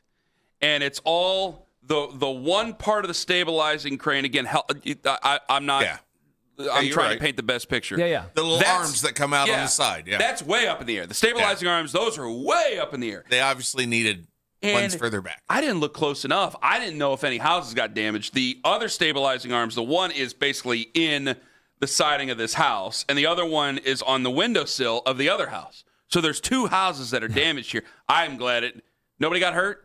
Please tell me nobody got hurt. Believe it or not, nobody got hurt. And the people that were inside the homes, they were able to get outside. The one lady in the home had to wedge her door. It was tough for her to get out of the house. But, two houses sustained damage in all this. Oh, my God. Obviously, the machinery, the equipment. Here's what was almost more impressive. So I find that to be incredibly impressive. Just to see, I find it impressive when somebody can hang a picture on the wall correctly. When somebody can actually do this with trees and understanding the engineering behind it, and there's a reason why, there's inspectors that have to make sure all this happens. But the reinforcements, Kenny, for the next 8 hours that had to come in, because it was police, fire, inspectors, city engineers, and then the big guns. And when I say the big guns, we are talking about, the people that help out when there are the terrible accidents on the freeway. That concrete is ruined. Oh, yeah. Yeah, and the lawn. Kenny, I kept looking at the lawn. Forget about it. Oh, no, they had just redone their lawn. Your summer's over already. It hasn't even started. It's not even Memorial Day. But when I talk about the groups that you take for granted, somebody loses there because electric had to come in too, because saving the house was the electric pole. Yeah. The utility pole saved the house because it would have fallen down, but it got lodged in the pole, and then they had to bring out a saw, like a crazy, crazy industrial saw to take care of the crane and the boom to separate How it. are the neighbors? Are they okay? I'm sure they're shaking. Yeah, they were shaking. Like it was. Are we going to have a fat lock situation here? It was a scary. I can't even imagine. I can't imagine how you don't have now. a fat lock situation play out over there. Yeah, I'm not even trying to make jokes. It's Looks like an open and shut case. Basically, yeah, what it seems to be from these pictures are pretty damning, pretty incriminating. And then the peanut gallery. There had to be 30 I've never people. seen anything like that. There had to be 30 people that were outside. Some people brought lawn chairs just to watch what I called the extraction. I used the term, and then everybody was calling it the extraction. Well, I would tell you this. We were out at a baseball game, but had I not been there, I was coming over to look at it. Okay. That's a once-in-a-lifetime Because scene. where would you see? Can I ask you one question? I got to respect the manly men that are trained in these operations that come in and can handle this. Because who do you call?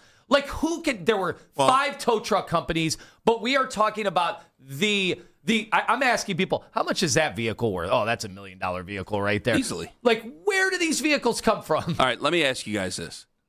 Is it, and then we'll get to, because he's not leaving, he's not retiring, but, we have to discuss it since the season ended. The extraction man? No. Well, he might be done, but is it disrespectful if you're a neighbor to pull up a lawn chair? Because let me say, if you're telling me the neighbors were shaken. Yeah. And they just got some stuff done, and now they're going to and you got to figure out whether or not this tree company is insured and all this other stuff. That's what I'm saying. If you just have people passing by and they're rubbernecking, that is something I've never seen in my life. I can't help those people from doing that. That's one thing. But if you're Bob, who lives catty corner, and you pull up a lawn chair, you better have the understanding that your neighbor is like good-natured and just happy. Yeah, they're just happy, not in duress, but they're just happy that nobody got hurt. And all right, we'll figure out a way with insurance, and they're fine. If you're pulling up a lawn chair, it's kind of like, Yeah, they were outside. The people that obviously were affected by this, they were talking to everybody. Was making sure, hey, do you need food? I really can't go over to Lima's. So it just became like a community event. Oh, all of a sudden, a block party, if you will. It was, and then it was, of course, posted on the Facebook pages. Oh yeah, and then the news covered. I just want to know who oversaw the extraction efforts and how. How did you make this your career? Like, that was what I was more amazed by, because it's not every day you go through and do something like that. Well, and they pulled it off amazingly in the middle of the night. How do you even pulled practice for such a scenario all the time? Because you got to get it like that in the first place. But, how you get it like that in the first place? Good God. Think about the accidents on the freeway, and how they make sure to deconstruct that so that you can use the freeway again. One guy left his bucket up. All right, 216. Well, I'm glad that the neighbors are all right, and hopefully the insurance plays out and everything goes well, because it wasn't the worst that could happen to the house, but it certainly wasn't the best after everything that I saw. Danny Cunningham, 9 o'clock. All right.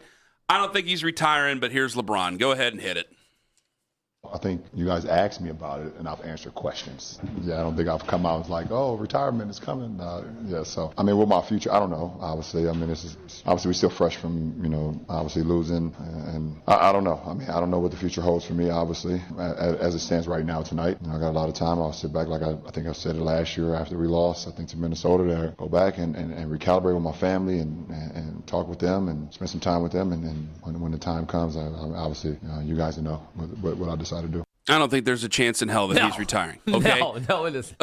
I think the question, though, is brought up because they lost last night. They got swept by Oklahoma City.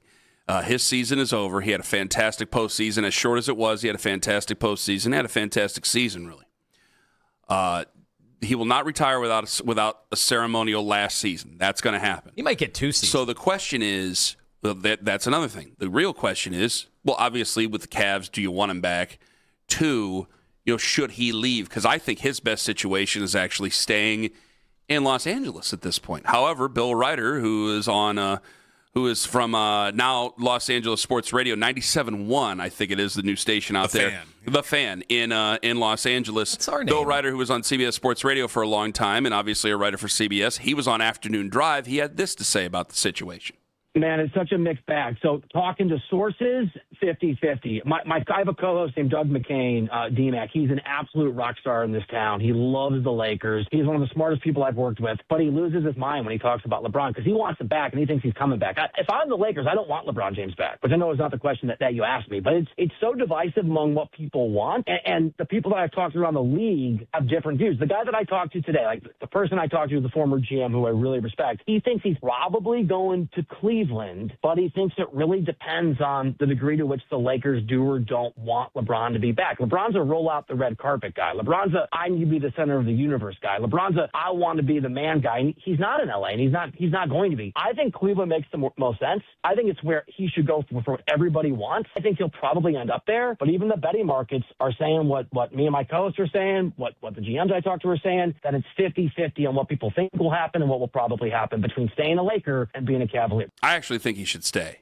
Now, him being the second option behind Luka there, I understand that Bill had said later on in the interview that he and LeBron and Luka don't necessarily get along, which I guess I wouldn't find surprising. One is of a younger generation, the other one's of the old guard. And I mean, honestly, when you are 41 years old and you're doing some of the things that LeBron does, your body, your mind may lie to each other about whether or not you could still do this and whether or not you could still be that guy. Have you acquiesced when you shouldn't have?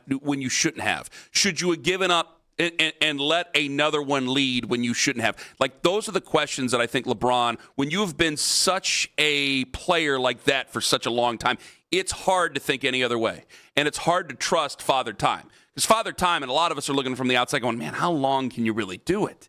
How long can you do it? So it's easy to have a little bit of retrospective there when the series has just ended and things didn't go your way. But when you play like that, I think you start to lie to yourself. Your body lies to your head lies to your body. And I know that this is a big question of whether or not the Cavs would get him back. If the Cavs make the Eastern Conference Finals, I agree with you. I think they have a better chance to get him back. But I think if the Cavs make the Eastern Conference Finals, I think we need to step back and relax for a second here and make the next decision without emotions tied to it before we go jumping back into business with LeBron, or before we end up doing the whole Giannis thing, which we'll play the Jeff Teague audio coming up here in a little bit. Like, if they get to where they were supposed to go, we got to relax for a second here and make the right decision. Because it's not just taking LeBron back a third time. You know exactly what I'm talking about when it comes back to LeBron coming back. I still think for him as a basketball player, the best place for him is still going to be in LA with Luka Doncic figuring a way out with the Lakers. Yeah, obviously, I wish his final season could be in Cleveland for not just the sentimental reasons, because he's still playing at an insane rate, and he happens to be the exact position at this stage of his career that we are in such desperate need of. Like, imagine instead of Dean Wade, you've got LeBron James. I think you're a championship contender. Like, there's nothing you could do on paper that anybody would pick you over Oklahoma City, but that would be as formidable a shot as you'd have. And I know, like, second apron, the players you would have to trade, like, it probably is a pipe dream. I'll be honest. It probably is.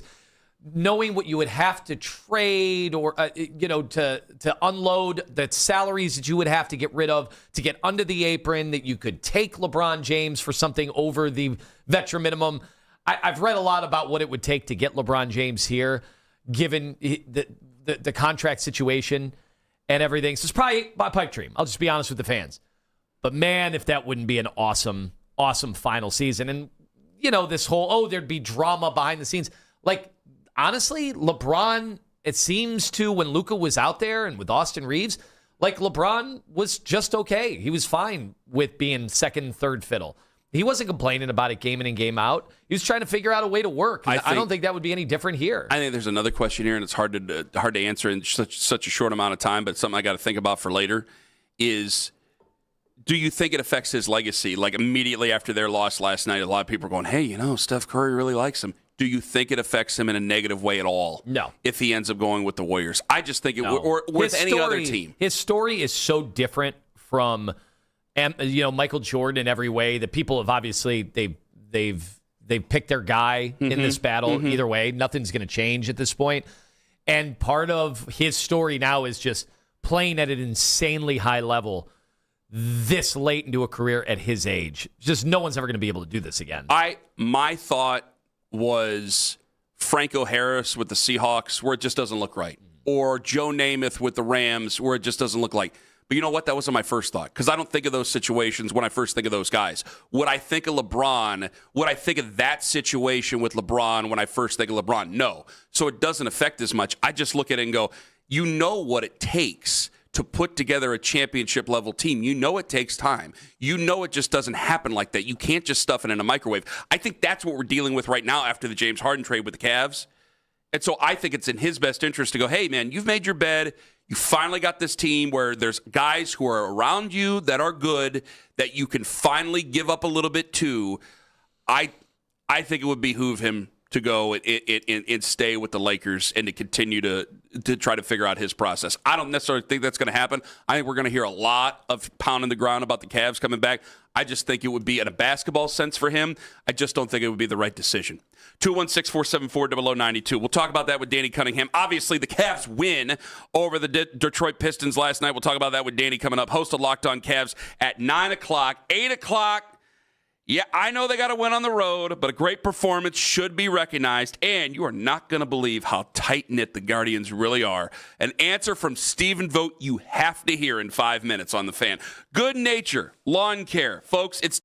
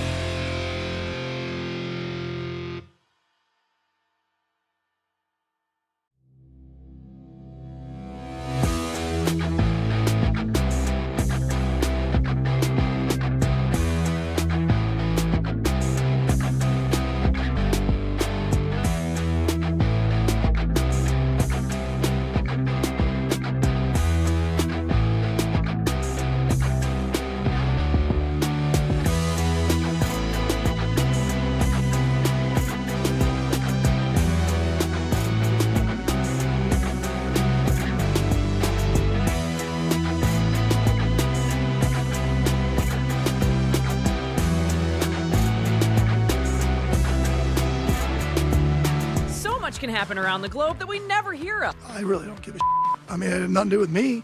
I mean, they moved the meeting. I didn't miss it. I was just trying to get a sweet haircut. How it is when you win in Cleveland, man. They love you. When you lose, whew, it's the way it should be. He's a piece of crap. The kid, he sucks. He's sucked his whole career. I got rumors about him. How he couldn't please his wife, and so now he's divorced. That sounds really good, but I'm not 6'5", and I don't have the athletic ability to play in the NBA. Now, the Ken Carman Show with Anthony Lima give their thoughts on what you might have missed about last night. Last night, the Guardians beat the Angels 7-2 behind a 5-run third inning. Actually, the top 4 hitters in the order were combined 0 for 14 with 6 walks.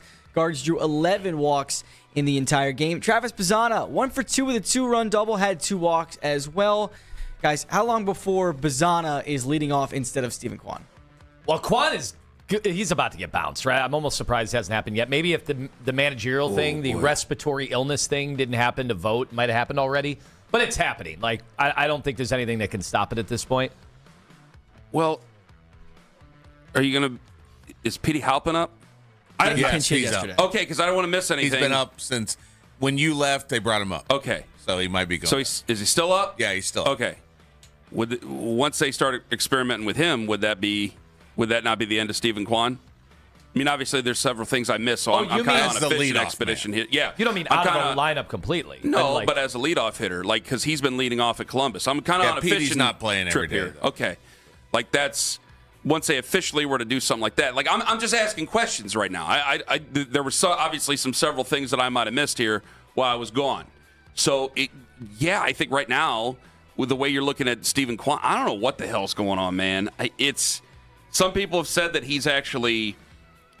His production he's actually slowing down as a player at 28 years old. All his metrics are going south. My God, that's concerning speed, at only 28 years physical old. speed. I feel like it's happening around the league, though. I feel like every guy that was an all-star in the mid-20s is down and out right now. Like, Jarren Duran is hitting under 200 for the Red Sox. Like, this is a common theme. Guys are not lasting as long as they used to. What would be the reason behind that? Overuse. You're playing too many tournaments growing up. Like, You're playing you're playing way more baseball games than you had growing up. These guys this is the first wave of players that are coming from that club circuit, so they could be burnt out at this age. Even at surprisingly, it's a different answer than what I thought I was going to get. Just because it's a different answer doesn't mean I have to knock it down. Then I'm going to say what all the NBA haters say. Oh, change the schedule, shorten the season. That's what everybody's saying in the NBA, so let's say it in Major League Baseball. Well, you've said it a million times. You don't need 162 games. You need about 100. That's what you said. You've said it a million times. Especially now that they're playing, you play everybody now. It's no longer just the American League and the National League and a couple of interleague games. You play everybody now. Maybe play John's the same right. schedule now. John's 24, so he was more recently around that stuff than I've been. So maybe you're right. That's a hell of an answer, but maybe you are. When you go to a game, like, were the people that were in attendance yesterday, were they happy to see 11 walks? Or is that like, I kind of want to see my guys swing? You get a guy on base, you get a guy on base. Anytime there's a guy on base, there's a thought of anticipation. I'm talking about 7 runs outweighs that, though. But I'm talking about the entertainment value of watching the free passes compared to watching your guys slug away. Well, if you were just watching baseball, just if you were forced to watch baseball in a different city with 2 teams that you're just like, well, nothing else is going on. I guess I'm going to watch the Padres and Cardinals go at it right now. I think you want to be entertained. Like, but if you're at a Guardians game, you're a Guardians fan. You wouldn't want to see Mike Trout. If you paid to go see Mike Trout, you wouldn't want to see him just walk, 3 times, 4 times. No, but you can understand the reasoning behind it. They're trying to win a baseball game. No, I get that. I'm just saying, baseball, when you go to a game, is it life or death whether they win the game compared to the other sports? I think it's way more. I think people react way more rash when the baseball team loses versus when the Browns or the Cavs lose. Clearly, because there's way more games. Yeah. So we're talking about the Guardians right now, and Stephen Vogt, as Lima mentioned, is out because of a viral infection and lingering respiratory issues. But his friend, Tony Arnerich, is the bench coach for the Guardians, and, well, he has a weird living situation here. He and I, we live in the same house, so luckily he's on the second floor, I'm in the basement. And if we lose, I might be out on the lawn. So Stephen Vogt's letting Arnerich live in the house. This kind of reminds me of when Buddy Garrity moved in with Coach Taylor in Friday Night Lights. Vogt has young kids. I'm just picturing, like, Arnold's getting ready for the morning, and the daughter of the son walking in on him. That's perfectly. Well, wait a minute. That's perfectly fine to be living in the basement. Picturing that. What do you at? Why would your mind go there? I'm just like these young kids. You want some picture that maybe he made breakfast for everybody because he woke up early. Did he wait? Yeah, he wake up early and make a whole stack of pancakes, big pancakes, like strawberries in them. Yummies on the pancakes. Yeah, you're a weirdo. But it's also funny they kind of look alike. I think it's also great. They do kind of look alike. This whole thing is weird. It's the bench coach living there is great. The hitting coach living there would not be so great. It's a multiplicity situation. You always end up throwing if things go poorly. You always end up throwing the hitting coach under the bus. Yeah, got fired. Hitting or pitching coach gets thrown under the bus. Now, if he fired him, but would he still be like, "Hey, rent's due," or "All right, I got to do you a solid. I got to do you a solid because I fired you. You can still stay here." I don't think he's paying rent. You think he's paying rent? I don't know. I don't know what the situation. Would you charge him any rent? Do you think there's conversations about like he's got to go soon? He's over. Come on, there's open places in downtown Cleveland. Yeah, who's he letting in? In the middle of the night. What's going on? Well, I don't know his personal situation. Yeah. Let's not go jumping to conclusions over here. Part where you play the whooshy thing. Yeah. That's it for about last night. So wait, I take it Vogt. I didn't know. Is Vogt not married? Yeah, he's married with kids. He's married with children. His last game as a player, his daughter, I think, announced his at-bat, and then he hit a home run. Yeah. Okay, so how did they feel? Very viral thing. How did tears they from his feel? eyes and then hit a home run. So how did they feel about this? Maybe they call him Uncle Tony. Who cares what Vogt thinks about this? He's a 2-time manager of the year. You got to do what you got to do to get that third one, get that three-peat. Well, let's think about it this way. What if you moved in with me and lived in my basement? Well, I've actually been a part of this living arrangement before, and that's why I wonder. I could just tell you, people do not like when you heat up tuna in the microwave with cheese. They do not like that. Married couples do not like that. Jim, you know what? It's a good reason that Jim would be the godfather of your children, because I don't think I could handle that. So maybe you'd made the right decision to make Jim the godfather. All right, outstanding, John. It was really thought-provoking, considering. All right, how long's too long? I mean, does he have to be out, like, who your baseball team is by Memorial Day? Does Tony have to be out by Memorial Day? Is that how that works in that living arrangement? I have to ask Stephen Vogt about that, hopefully when he feels better. Coming up at 9 o'clock, Danny Cunningham going to join us on the show, and JB's up to his old tricks again. I think a lot of Cavs fans could possibly understand it, though. Ken Carman, Anthony Lima, take us with you to work on the free Odyssey app as the Cavs draw even at 2 apiece in the Eastern Conference semis. Friends, Ken Carman here for the Ohio Turnpike. We are getting closer to the summer. School's getting ready to let out here the next couple.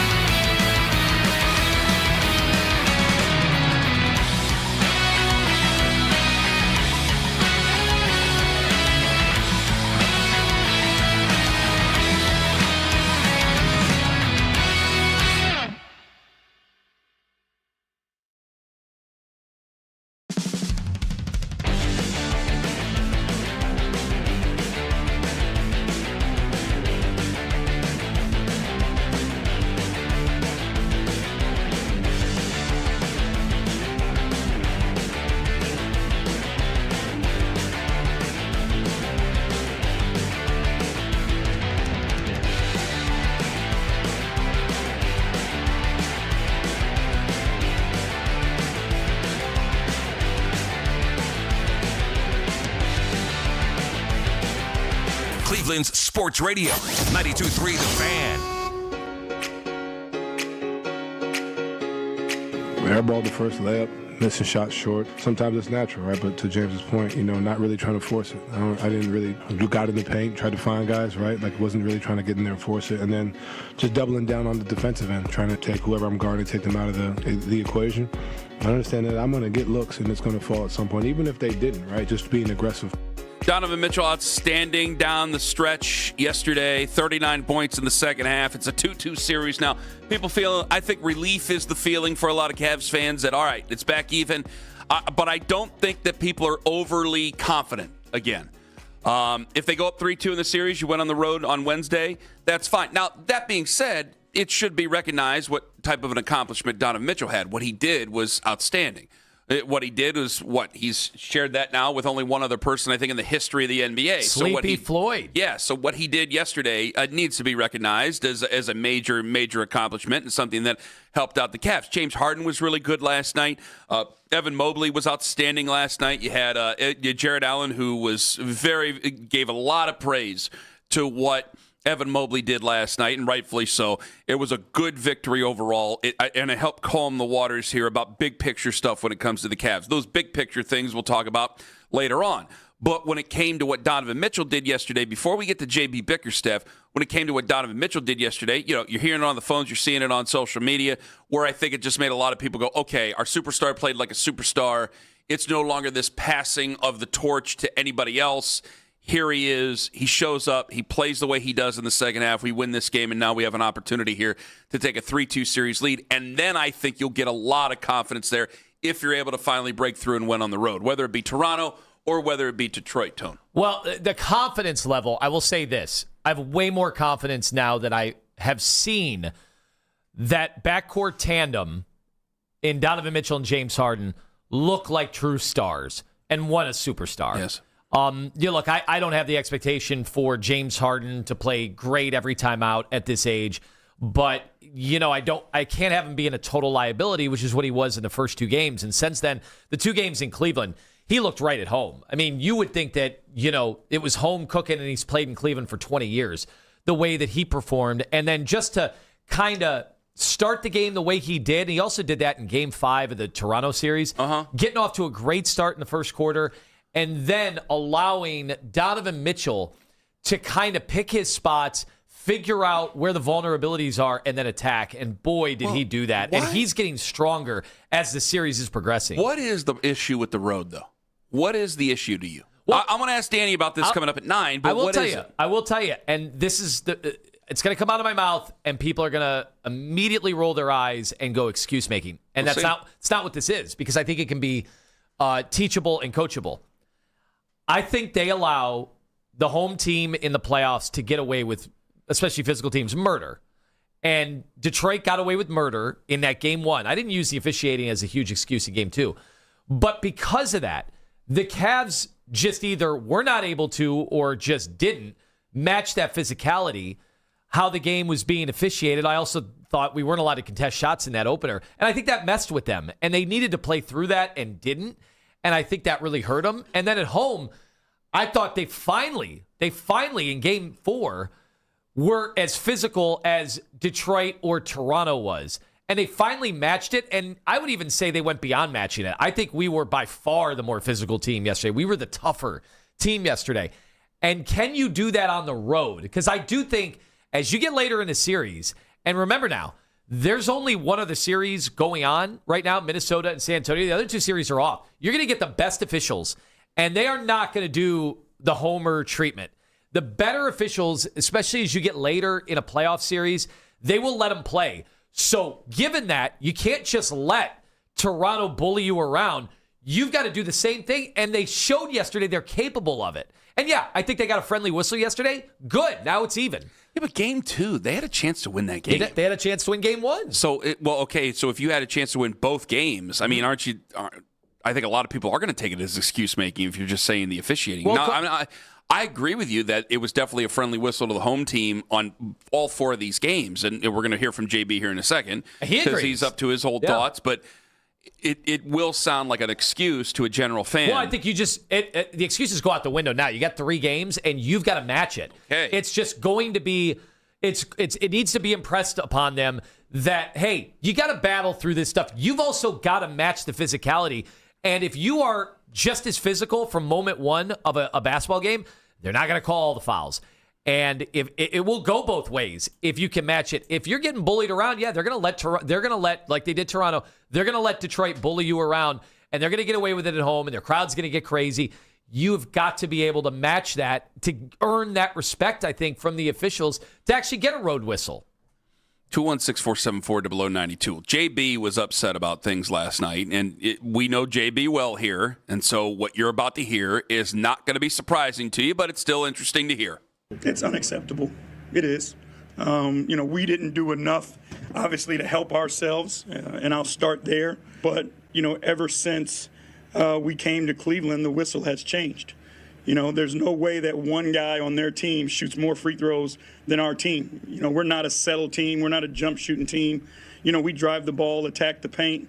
So what was done out there tonight, it's frustrating. But, we can't allow that to be the reason why. Because we didn't play well enough and play to the best of our capabilities. But again, you look at the foul count, you look at the disparity, and that's hard to overcome. And you wonder, the reason why. It's interesting, since Kenny made his comments publicly about, us, the whistle's changed in this series. Well, it sounds like sour grapes. And obviously, I think it is to some degree because we have a history there. And one of the major things I criticized JB for when he was in Cleveland was I thought that he got way too bogged down arguing with officials about whistles.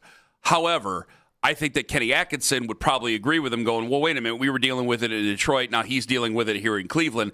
I don't think any head coach is ever going to be happy with the fouls.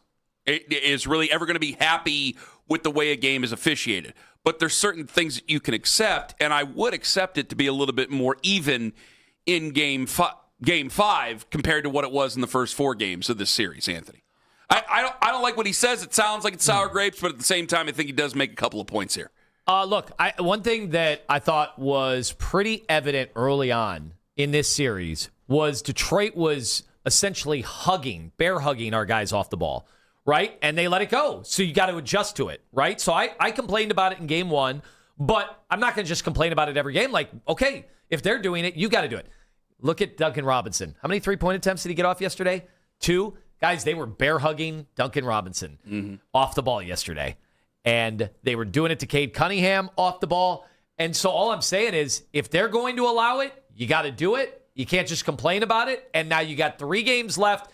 You've got to be there doing that same stuff right off the rip. And yeah, look, if they start calling fouls right away, you got to adjust. You've got to throughout the course of a game, recalibrate those things. You've got veterans on this team that should be able to understand if you're getting a whistle, if you're not getting a whistle. So I don't want to hear about officiating the last 3 games. I don't. Like, I've brought it up. Kenny's brought it up. JB's brought it up. The teams have brought it up. But wait a minute. You don't want to hear about it in the future, you're saying? Yes. Okay. I don't want to hear about it in the future. And I do think they're it's going to be a physical series. It's going to be a war these final 2 or 3 games. So let's go. Let's match that. What if the calls are really egregious? Intensity. I mean, you don't want to have to walk back what you're saying right now on Thursday morning. Yeah, I mean, obviously, I'm telling you that just the way that I typically see these series play out, especially when you've only got one other series, is you're going to get the best refs now. You're going to get the NBA Finals refs from here on out. There were some officiating crews, and I think even the players went on with their comments on social media and stuff. The players in the playoffs, they kind of look around going, there's some inexperienced officials in the first round because they need to. They need so many more games. They can't officiate back-to-back games the way they have travel restrictions when it comes to all of that, making sure they don't get burned out. Now we're done. There's only 2 playoff series going right now. You are going to get better officials. And what do I know about better officials? The deeper we get into the NBA playoffs, they let them play. So you got to match it. That's all I'm saying.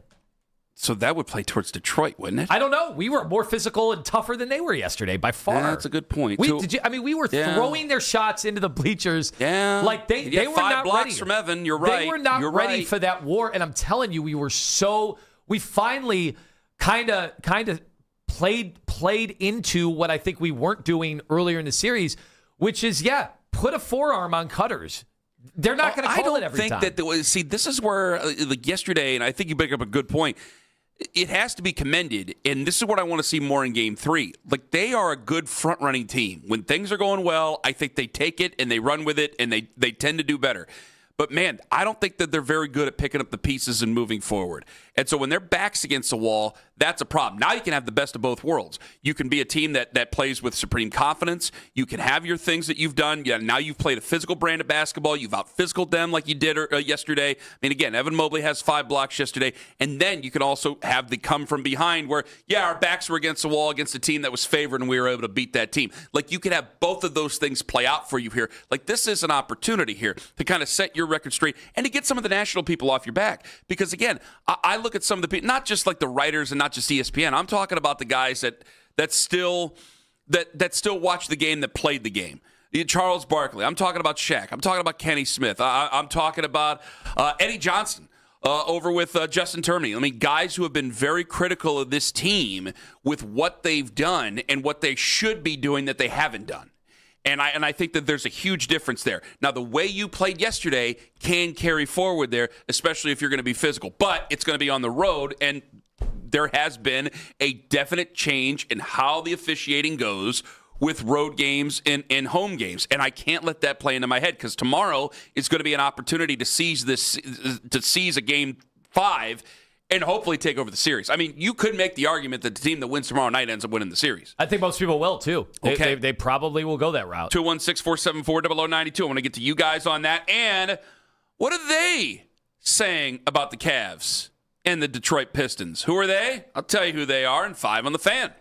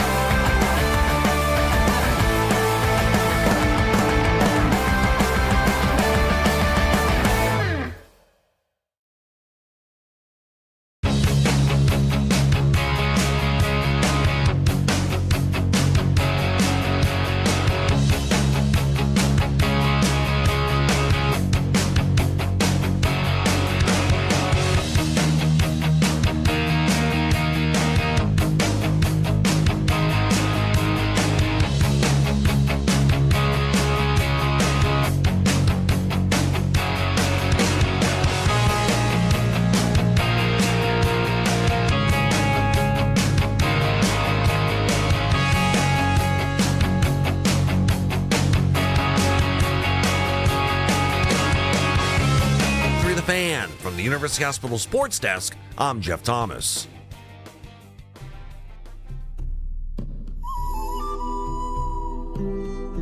Yeah, we knew what we had to do. We had to take care of business, take care of home court, and now we got to steal one away. We haven't been playing the best in away games, so we got to lock in and really put emphasis on everything we do on the court. And the momentum kind of changed a little bit now, so we gotta take care of business.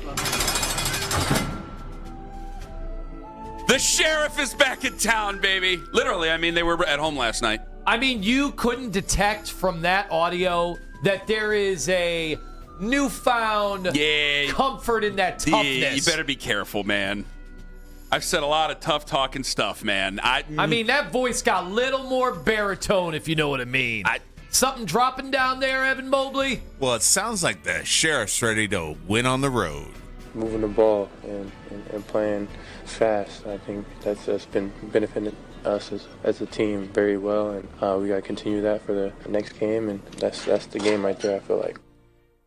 Got to ask yourself, do you feel lucky, punk? I mean, play some Jalen Duren from Detroit. He's starting to sound like a soprano compared to Evan Mobley after that game. Like, forget about it? I think I was just controlling the paint at first. It was tough for them to get shots up, get clean looks up, and when I was in the gaps, just being active, being long, and getting as many steals as I could. And honestly, today, I was just trying to do whatever the team needed. Rebounding, steals, blocks, running, setting screens, stuff that's not necessarily on the stat sheet, but things that we need to get done.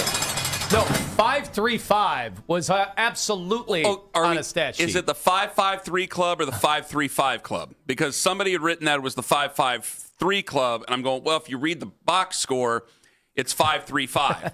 So let's make sure that we got to get that right. Okay, and he is part of the club with only one other member, and the one other member is Michael Jordan. Okay, so I couldn't think of the guy. I told you guys before the show, I said there is kind of an obscure NBA player that they always show in NBA circles, his incredible stat line, but something's a little off, and it's him with like Larry Bird, Michael Jordan, Magic Johnson. I think it was Lance Stevenson.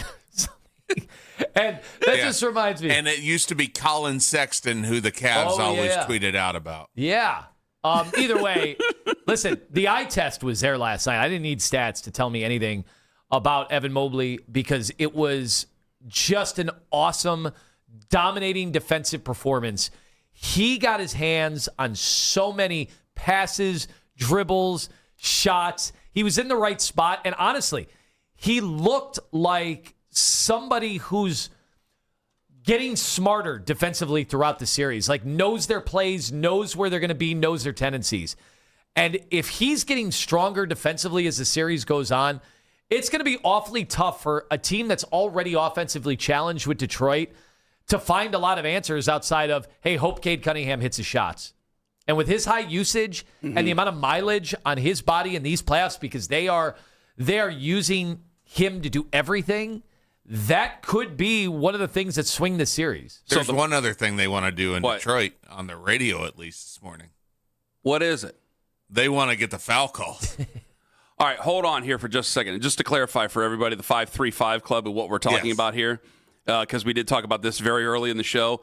5 assists, 3 steals, 5 blocks. Correct. And the only other person to have done that, apparently... Well, it's the first since him. The first since him. When did Michael do it? 97. I'm surprised Hakeem Olajuwon. Since, yeah, no kid. He's always in those blocks and steals. Yeah. And he could have had it before that. Yeah, did he just do it before? Okay, well, still, it's rarefied air. Like, they're not just letting any dummy. There was a guy named Kevin Durant. He's pretty good, right? Is he in there? No, he wouldn't be because it's not since LeBron. That's right. Not Kevin since Garnett. He's of course. Pretty good. My God. Wasn't in there. Okay, so Evans in obviously rarefied air. 5-3-5. 5 assists, 3 steals, 5 blocks. First to do it since Michael Jordan. Now, we heard JB just a segment ago complaining about the calls. Now, I have not heard this. This was brought to us from Owen and John. This is from our friends. Don't give John credit. Oh, okay. This is brought to us from you. And this is from our friends at 97.1 The Ticket in Detroit. Is this their morning show? This is their morning show. This is Jim Costa. Yeah. And Michael Stone is filling in today with them. He does postgame for them as well. So that's Stoney from Stoney and Wojo back in the day. Okay. So here is 97 won the ticket in Detroit. They're upset about the calls, apparently, Owen. All right, here they are. I am so hesitant to do this, but I'm glad JB politicked after the game. That was egregious officiating. The Pistons shot 12 free throws. They had 60 shots inside the arc. Yes. And shot 12 free throws. Mitchell had 15. The Cavs, who only had 37 shots inside the arc, shot 34 free throws in the game. The Cavs didn't commit a foul for an entire quarter of NBA basketball. That's amazing. So I am not saying it's the number one reason. No, it's not. But I'm glad JB said something, because Cleveland tried steering this series early, complaining about calls. It's only right that you try to even the slate. We've seen this for decades. I mean, Phil Jackson used to lobby all the frickin' time. And I'm sure it's happened where the Pistons lobby as well. It's just what these coaches do. And it's amazing to me that these referees, listen. I kind of think they have a bit of a point, don't they? I can't. You weren't here, Kenny? Until the very end when he said, maybe the Pistons do it as well. Have you never watched J.B. Bickerstaff coach a game? Well, okay, that's true. That is true. Maybe these are football guys. Doesn't matter. But that's even if you don't. Football guy? Hold on. Even if you know, is Stoney a football guy or not? I don't know. I have no idea. So you brought up Stoney Wojo, you might as well. Looking in Barrasso would be better for me. Sorry for slamming the table. Gene Wojciechowski? Come on now, Owen. You're making me think of different things here. Go back to this. All right? Go right back to it. We did this with Ty Lue. Ty Lue went out. Remember the quote? You brought it up. I think you kind of coined the phrase, at least on the radio here, buying fouls, where you're going to go out there and you're going to rip the refs and you're going to pay a $30,000 fine, but you're going to get calls your way coming up in the next game, especially and hopefully in the home game, and maybe it'll even things out for the rest of the series. JB doing that, one, you're right. Now, I didn't catch at the end because I was thinking about what he said earlier. You are right. If you don't know that JB Bickerstaff rides the refs, and that's clearly how you ain't been watching a lot of basketball with JB Bickerstaff as the head coach. Because even if you're not a basketball guy, even if you don't even like basketball, it's one of the things that you notice is that he is constantly bitching at the refs. It is a constant thing that happens all throughout the game. Now, there's a lot of things that we complain about of what he might do or what Kenny might do that we don't really even know what we're watching. That's why there's guys like you there. But when it comes to complaining about the refs, everybody knows about that. What he did, to me, is the fair and just way of politicking. Now, if they're upset because it's been lopsided either way in Detroit and then in Cleveland, hey, I respect that opinion. I think that, it probably should be evened out here. You don't want to have to sit there going into the road game going, okay, are we just going to be topsy-turvy again with the officiating? Because then it feels like the refs are screwing both teams instead of just hey, let's let them play. Let's see where this goes here and let the best team win. I think they will. I hope they will. Honestly, you said, well, doesn't that play into Detroit's hands? I don't know. The team that I just saw for the last two games, the Cavs, they absolutely matched. But one game is going to make the biggest difference to everybody. Yeah, I'm just saying. Who's watched them. I think now the Cavs have proven that they can match that physicality, and we'll see. Maybe, there's always putting the onus on officials too. But I can't rip the Detroit hosts as much as I couldn't wait for Owen to play it.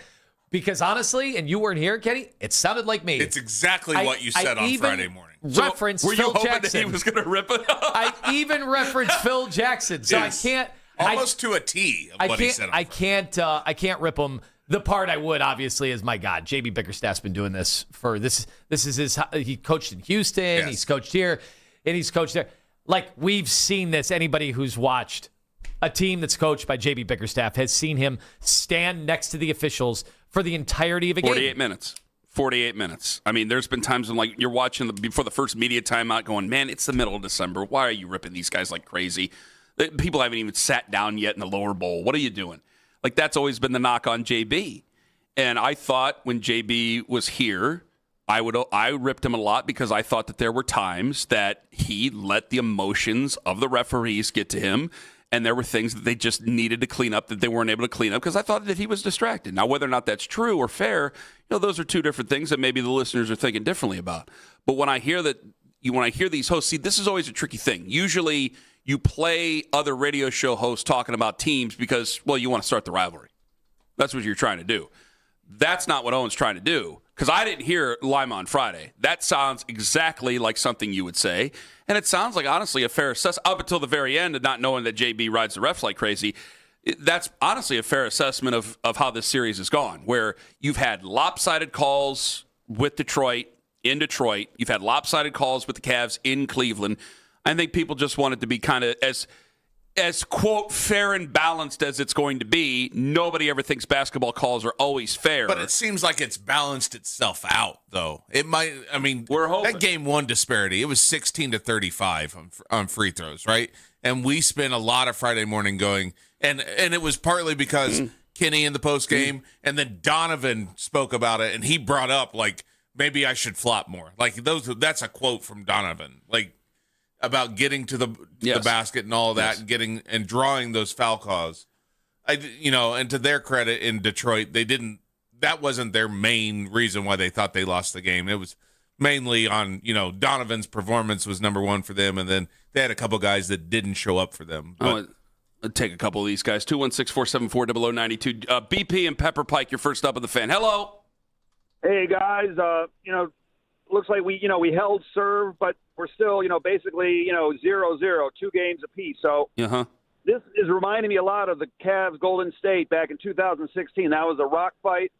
And I think the formula, I got two pathways to winning tomorrow night. Either go back to 2016, Kyrie and LeBron both had 41 points. We won Game 5 in Golden State. That was huge. That was like a signature game for both guys.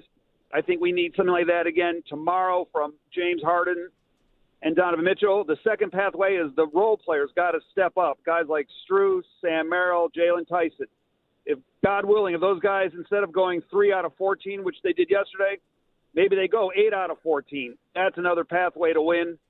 But I said this before the series. I said Cavs in 6. I'm going to stand by that, and you guys keep up the great work, and let's go Cavs. I mean, I would give me 6 or 7 out of 14. PP, thank you very much for the call.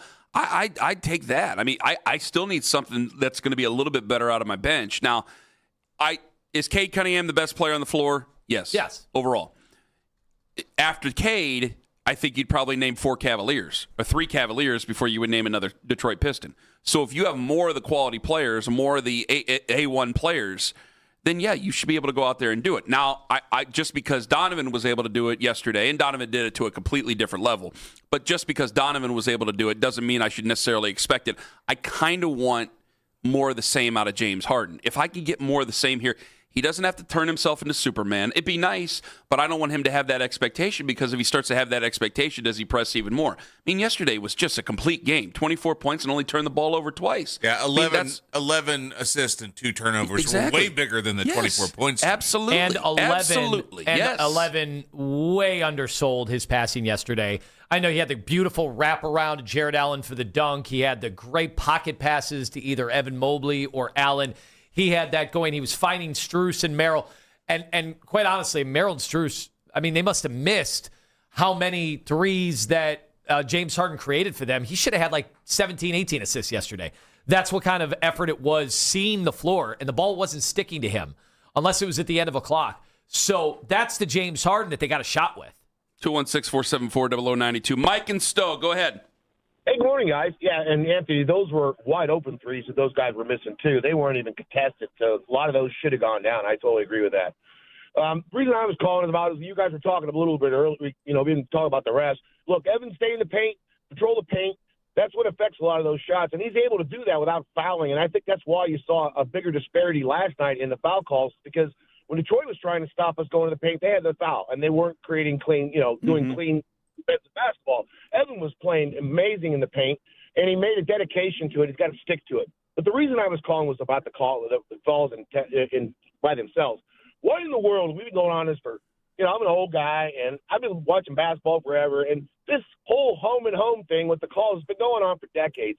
And I just don't understand why the NBA continues to allow this to fester. It's like one of the worst things about the sport, I think, that they have going. It is, Mike, but I think it's natural. I think it's natural because a lot of basketball calls are just judgment calls.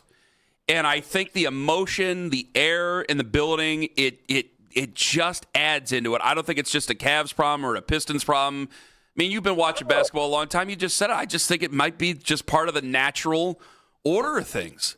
So, but does anybody really like? I mean, yeah, it's kind of cool when it's happening for you, and you like see our team getting mad. And it's like, and you really want to win, but deep down, what we really want, if we're true fans, we just want a fair shot.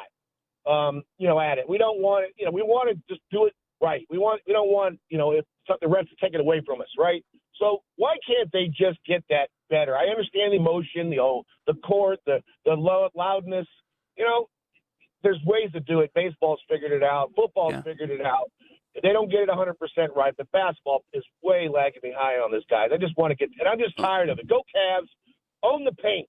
Mike, that's how you win that game. Mike, thanks, guys. Thank you very much for the call. 216-474-0092. I know you want to answer that. We'll answer that in 5 minutes, as well as the most intriguing QB for the Browns is exactly who you think. At least I'm hoping it's who you think. Ken Carman, Anthony Lima. Take us with you on the free Odyssey app. If you look at online reviews,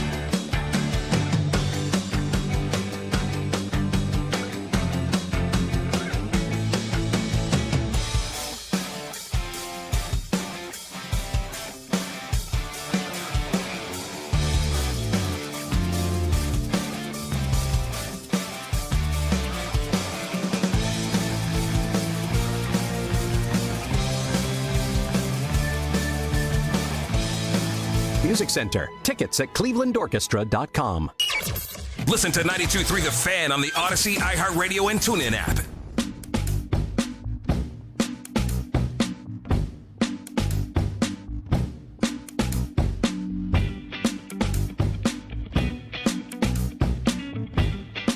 Danny Cunningham in less than 20. You wanted to answer the officiating thing that I just said? Was there the caller? We just had Mike and Stowe, and you had something you wanted to say right there at the end? I'm just saying this. I don't want to put you in a bad spot here. I just want to see, for the final 3 games of the series, just let them play. And let the more physical team win. And if Cavs fans think that that's going to doom us, I think last night we showed, and I think over the last 2 games, we showed that we can hang in there just fine. And I'm telling you, Detroit fans are worried big time about their bigs now. They are worried about Duren. They are worried about Isaiah Stewart. They saw that Evan Mobley and Jared Allen might be at another level skill-wise than those guys. Well, and the sloppiness. They have cleaned up a lot of the sloppiness with the ball handling. Specifically, James Harden has cleaned up a ton of the sloppiness. And if they can play like that where they just, kind of control the ball a little more than they did those first 2 games, especially. And you brought it up, Anthony. They were in both those games. They had spots to win it, tie games with 8 minutes left, 6 minutes left. They keep control of it. They're going to be fine. I don't think the fouls matter there. We got Danny Cunningham joining us coming up at 9:01. Are the Cavs back in control of this series? Also, maybe the rivalry is coming back in some way, because it doesn't. To me, Again, I was on a boat last week. Doesn't feel like it's the rivalry like it used to be yet. Are you feeling a rivalry yet? Well, a couple things. We have not seen yet. We haven't seen a crazy incident. We haven't seen, like, you saw what Wemby did. I know you were just getting back from your vacation, but he did not get suspended further, but he got thrown out of that game for taking an elbow. Like, you're almost waiting for something like that in this series, but it's been 4 games. We haven't. The Toronto series was 7 games. We really didn't see any of that. I will say, like, the whole Dan Gilbert story of buying up, sending the season ticket holders, maybe 1,000 of them to Detroit, and there were Detroit fans in Cleveland. I came across a bunch of Detroit fans in Cleveland. How could there not be? But everybody was it seemed like hospitable, both sides. That was also early. Game 6 on Friday night. Could be very different. Yeah, a Friday night, those have the makings, especially if we have the edge and we're looking to eliminate Detroit. That could be a very feisty environment all the way around. Okay, so the question was brought up here. Was this yesterday the most intriguing quarterback for the Browns? Or was this Friday? I think it came up yesterday. Okay, it got brought up yesterday on Afternoon Drive. Coach Riz had brought it up about the most intriguing quarterback. I don't know how anybody doesn't say Taylor Green.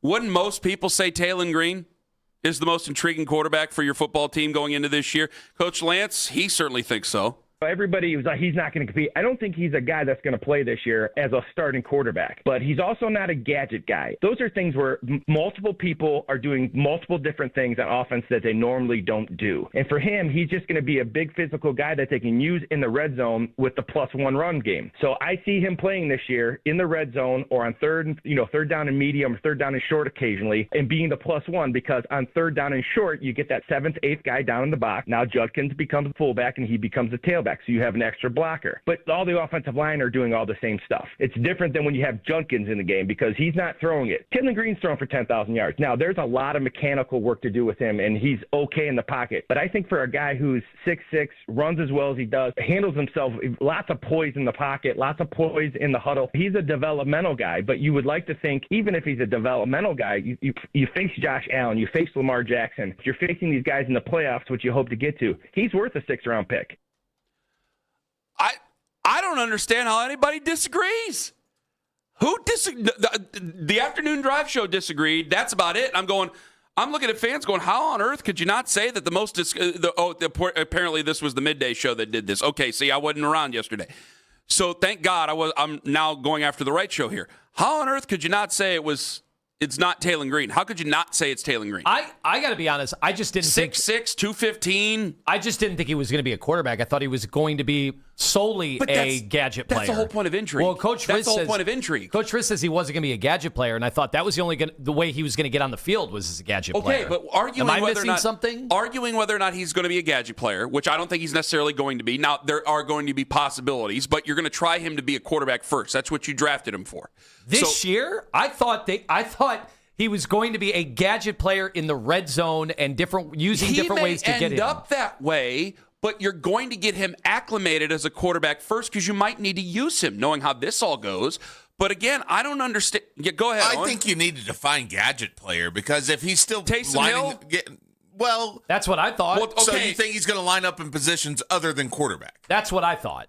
Because that to me is gadget. That's Cordell Stewart. I thought Coach even said maybe punt return too. Like I thought we were looking at him as this outside the box potential weapon. But first off, Taysom Hill would say he's a quarterback first. Cordell Stewart, great pull. He would say he's quarterback first. So yeah, I'd say quarterback first because again, if any of those guys were great, Taysom Hill obviously had a decent career, and so did Cordell Stewart for crying out loud. But like, say if Taylon Green ends up being good. He's not going to when it comes to negotiation and maybe franchise tagging and things like this, I'm putting way more carts ahead of way more horses. But if he were franchise tag level good, he's going to be trying to certify himself as a QB. There's nothing else. Like when Jimmy Graham tried to do the pass catcher thing instead of tight end, because the number was obviously higher for wide receivers than it is for tight ends. So he would do that as a QB. But again, what you're giving me is the exact reason why he's the most intriguing prospect. Not that he has the highest ceiling of all of them, but we're talking about intrigue and interest here. He's probably I like offensive linemen. Okay, there's other players. The wide receivers, Denzel Boston's big body. Casey Concepcion is a guy that is a tremendous athlete. Where it's as long as he catches the ball, he's going to be great. But I think the most intriguing is definitely Taylon Green. You got a guy in the 6th round there that. I heard Bucky Brooks say it last week that he says of the quarterbacks that you have, he believes that he's going to be the guy that sticks around on the roster the longest in that quarterback room. He said he's the one who could be here in 4 years. Okay, then maybe I'm not understanding. That's not my words. Is he just saying that because they're going to move on from Shedeur ultimately? Either Shedeur would want to go somewhere where he can get an opportunity, or they would just move on from him anyway? Maybe not for Taylon Green, but there's still things that you would go, okay, Shedeur can do this. We haven't seen him do the other things. With Taylon Green, it's just a giant mystery box because of all the things that we're talking about. You're talking punt returns, gadgets. I'm talking about making him a quarterback. I mean, there's so many different things you do with the guy where Deshaun Watson, people don't really even want to see. The other guy, yeah, you have some hope as a fan, but, I mean, how many people really expect him to pan out to be a franchise quarterback? Not too terribly many. With Taylon Green, I don't think there's a lot of people who are thinking he's going to turn into a franchise QB, but I think they're looking and going, well, okay, what are the possibilities with him and how we can use him where the other guys, they can just play one position. Mm-hmm. So that's where the gadget, quote-unquote, thing is brought in. It's just that's that loaded language when you say gadget. It's like, well, if you're a gadget guy, really, what good are you? And he might end up being just another 6th-round pick that we might end up having to cut someday. But definitely when it comes to intriguing, oh, God, yes. Yes.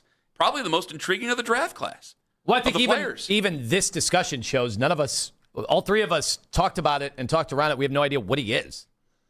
And that's what makes him intriguing. He's fast and he can jump far. That's all I know for sure. There you go. Can't tell you anything else about him. Danny Cunningham joining us at 9 o'clock, host of Locked On Cavs. Are we back in control of this series? Not just back in the series. We understand what that is. It's a 2-2 series. Clearly, we're back to a 0 series. But are we back in control of it? Danny, his answer might surprise you coming up in 5 on The Fan. Anthony Lima, 4.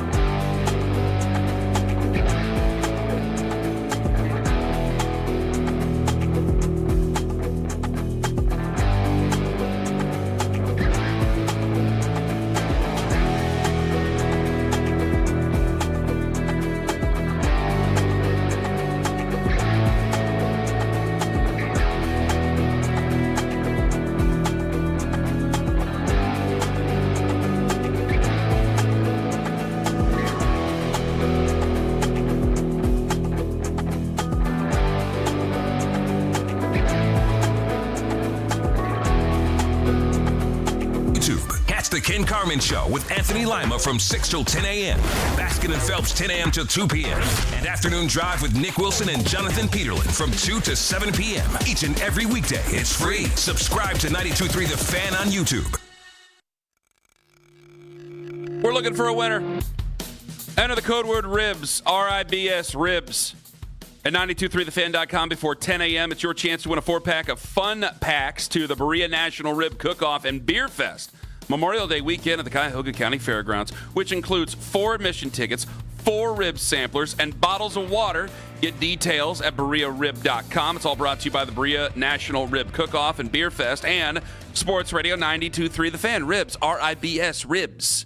RIBS is that word. Enter it before the end of the hour, 923thefan.com, before 10 a.m. Let's go to the Wise Heart Right, We Make It Right, call Kyle Right hotline and welcome in Danny Cunningham, who joins us, Locked On Cavs Inside Shot on Substack, Cleveland Magazine, and of course right here, 92.3 The Fan. Danny, are the Cavs back in control of the series, or are they just back in the series? I think that they're pretty close to back in control. I'm not ready to go all the way there because I don't trust this team to win a game on the road, but they certainly feel like they have, or I guess look like they have, figured out some answers to the questions that Detroit poses them defensively. And I think that Donovan Mitchell has looked so much more comfortable in this series than he did the last series against the Toronto Raptors. And I'm curious if that's something that translates to Detroit when Game 5 happens tomorrow night. But it's hard not to feel pretty good if you're a Cavs fan right now. Danny, I thought the series was over after the first 2 games, not because I'm new to the NBA and haven't seen, teams do better at home than on the road. It was because James Harden looked like he was unplayable and a total liability, and Donovan Mitchell didn't look anything remotely like a superstar. Well, all of that has changed, and then, by the way, Evan Mobley looks like young KG on defense. Yeah, Evan has been awesome. I mean, the performance that the Cavs got from Donovan last night is, I think, super unique in NBA history, and it is one of the biggest performances in the non-LeBron category that the Cavs have ever gotten in the playoffs. Like, how many guys in the NBA are capable of doing what Donovan did last night in the second half? I know there's only one in this series, and it's the guy wearing 45 for the Cavs. So what they got from him, I don't think anyone should expect him to go out and have 39 in the second half in Game 5 in Detroit. That is a really unique thing, but that was a huge moment. And I think that was probably the biggest moment in Donovan's Cavs career so far. I think that was the biggest win the Cavs have had since they acquired Donovan Mitchell so many years ago. And how they build upon this, I think, is going to be really interesting to see. But you bring up a good point about James Harden. Thought he was very good in both games in Cleveland. I thought he did a great job of limiting his turnovers between Donovan and James. Those two played over 75 minutes combined last night. They only had 3 turnovers combined. That's a really, really big deal. And then what Evan Mobley did defensively, and I know that there has always been this narrative that the Cavs bigs are soft. I think that needs to go away after this series because Detroit's bigs and Jalen Duren and Isaiah Stewart have made their entire reputation on being big and strong and physical. And Evan Mobley and Jared Allen, for that matter, too, have made those two look awful in the first 4 games. Danny Cunningham joining us from Locked On Cavs. So I hear what you say about our bigs inside. What has changed? What opened up here in the last couple of games for Evan Mobley? I think he's gotten comfortable in the series, and I think you saw some of this against Toronto, too. Sometimes it takes guys a little while to figure out their place in the series, to figure out the way a series is going to be played, because these things do change, right? And teams make adjustments. And going back to that series against Toronto, the first 2 games, I thought Evan was really good. Games 3 and 4, he was horrible. And then 5, 6, and 7, I thought Evan was awesome. And I think that especially coming into this series with only having 1 day off, and this goes for both teams. This is not like a Cavs-specific thing. But I think that first game kind of felt a little weird because I don't know how well these 2 teams were prepared for each other. And then I think as this series has gone deeper, I think the Cavs and Evan Mobley in specific have looked a little bit more comfortable. I think they know what to expect from Detroit. And when that's the case, I think it's a much easier position for everybody to be in. And I think Evan has benefited from that. I also wonder, Danny, if Donovan Mitchell and Evan Mobley, if they're figuring things out, throughout this series, you mentioned that maybe with Evan looking more comfortable. And, we discount that. We don't talk a lot about that. But, better players that have higher ceilings, like they tend to be able, smarter players as well, to process stuff and over time kind of learn, diagnose, and then be able to react. And I wonder if that's happening. And I also wonder if while they're getting stronger, if Cade Cunningham is kind of showing the wears and the mileage, having to be hounded for 2 straight series the way he has. I certainly think that has been the case with Cade. And I thought that after the first couple of games, even though Detroit won, I thought one of the things that the Cavs had in their favor is that Cade Cunningham had to work awfully hard to get everything that he got. Cade is a fantastic player, but he's about the only creation that the Pistons have in that starting lineup. In every single thing feels like it has to go through Cade Cunningham. And I think the Cavs are very uniquely positioned to where they have multiple guys that are really good defensive matchups for Cade in a way that I'm not sure very many other teams in the Eastern Conference have. Like, if you look at that series they played against Orlando, do the Magic have some really good individual defenders? Absolutely they do. But how many guys on their roster do you look at and say, that's a great matchup for Cade Cunningham? Franz Wagner, maybe. I think Jalen Suggs is a little small for that matchup. I don't think that necessarily went too well for him. But you look at the Cavs, you look at the job that Dean Wade has done against him. You look at how Jalen Tyson defensively has played against Cade Cunningham. Max Strus has been really good and forced some, I think, very frustrating turnovers from Cade Cunningham in this series so far. So I do think that's a big part of it. And I think the fact that he has to play 40 minutes a night and that he has to be the guy for all 40 of those minutes is something that, as a series that looks like this one drags on, I wonder how effective he's going to be able to be. Danny Cunningham joining us on the Wise Heart Right, We Make It Right, call Kyle Wright hotline. Well, Eaton, you said that, you really wanted to say the Cavs were in control, and you stopped short, okay? But I think the reason why anybody would disagree or stop short would because their thoughts are, we haven't won on the road. Why are we not winning these games on the road, and why are there times where they look even flat out disinterested in winning some of these games on the road? You read me like a book, Ken. That's exactly why I can't say that they're in control of this. And why? Why is that? Why is this the case? What is standing in our way of winning on the road? Because I think a lot of fans are just kind of like, okay, we're back to 2-2, but we're still kind of holding our breath considering we got to go on the road to Detroit on Wednesday.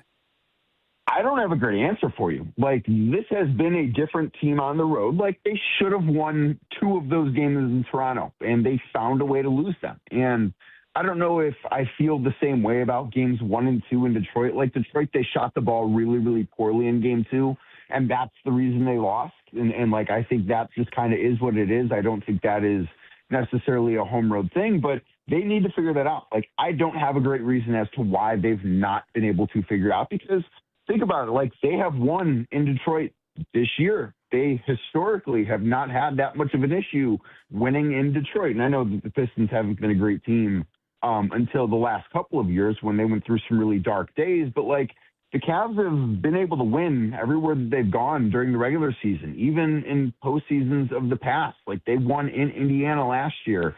I don't know that we necessarily want to count the games in Miami, but going back even further, they won a road game in Boston before in the postseason. So, like, I don't understand what it is that has stood between this team and winning playoff games on the road this year. They better hope it changes in Game 5, because if it doesn't and they have to go back there for a Game 7, I don't know that anyone's going to feel good about that. But I do think it's possible. I don't know what the issue has been as to why they can't get it done, though. We talked a lot, Danny, about officiating. They brought it up in Detroit. J.B. Bickerstaff was all over it. Surprise, surprise. Basically, the inverse happened, when we were in Detroit. I thought it was the same kind of bickering going on from the Cavs, maybe not as outspoken as JB. So how will officiating play into the final 3 games of this series? I think it's going to depend what Detroit's offensive strategy looks like. I know that they want to bring up that they shot 62 pointers in that game, but 33 of them were in the restricted area, which that's kind of where you draw fouls. I think everybody knows that. And then 27 of them were either non-paint 2s or non-restricted area 2s. And those shots just draw fouls far less frequently than restricted area ones do. And even when Donovan Mitchell talked about this, when he was upset or confused as to why he wasn't getting to the free throw line. You saw him drive to the basket much more frequently in the last couple of games because he says when you complain about not getting calls, you got to find your way all the way to the basket. And one of the things about Cade Cunningham getting worn down is he's starting to settle for more mid-range jumpers, for more shots that are not near the rim because he struggled getting by Dean Wade or getting by Jalen Tyson or getting by Max Strus. Detroit's perimeter players didn't get all the way to the rim because the Cavs' point of attack defense last night I thought was the best that it's been. So I think that's part of it, is that if Detroit finds a way to get to the rim more, and even then, on plays when they did get to the rim, Evan Mobley, I thought, had such a great defensive impact that the Pistons at times over the past couple of games have passed up looks near the rim to try and find something else because Evan Mobley has been there.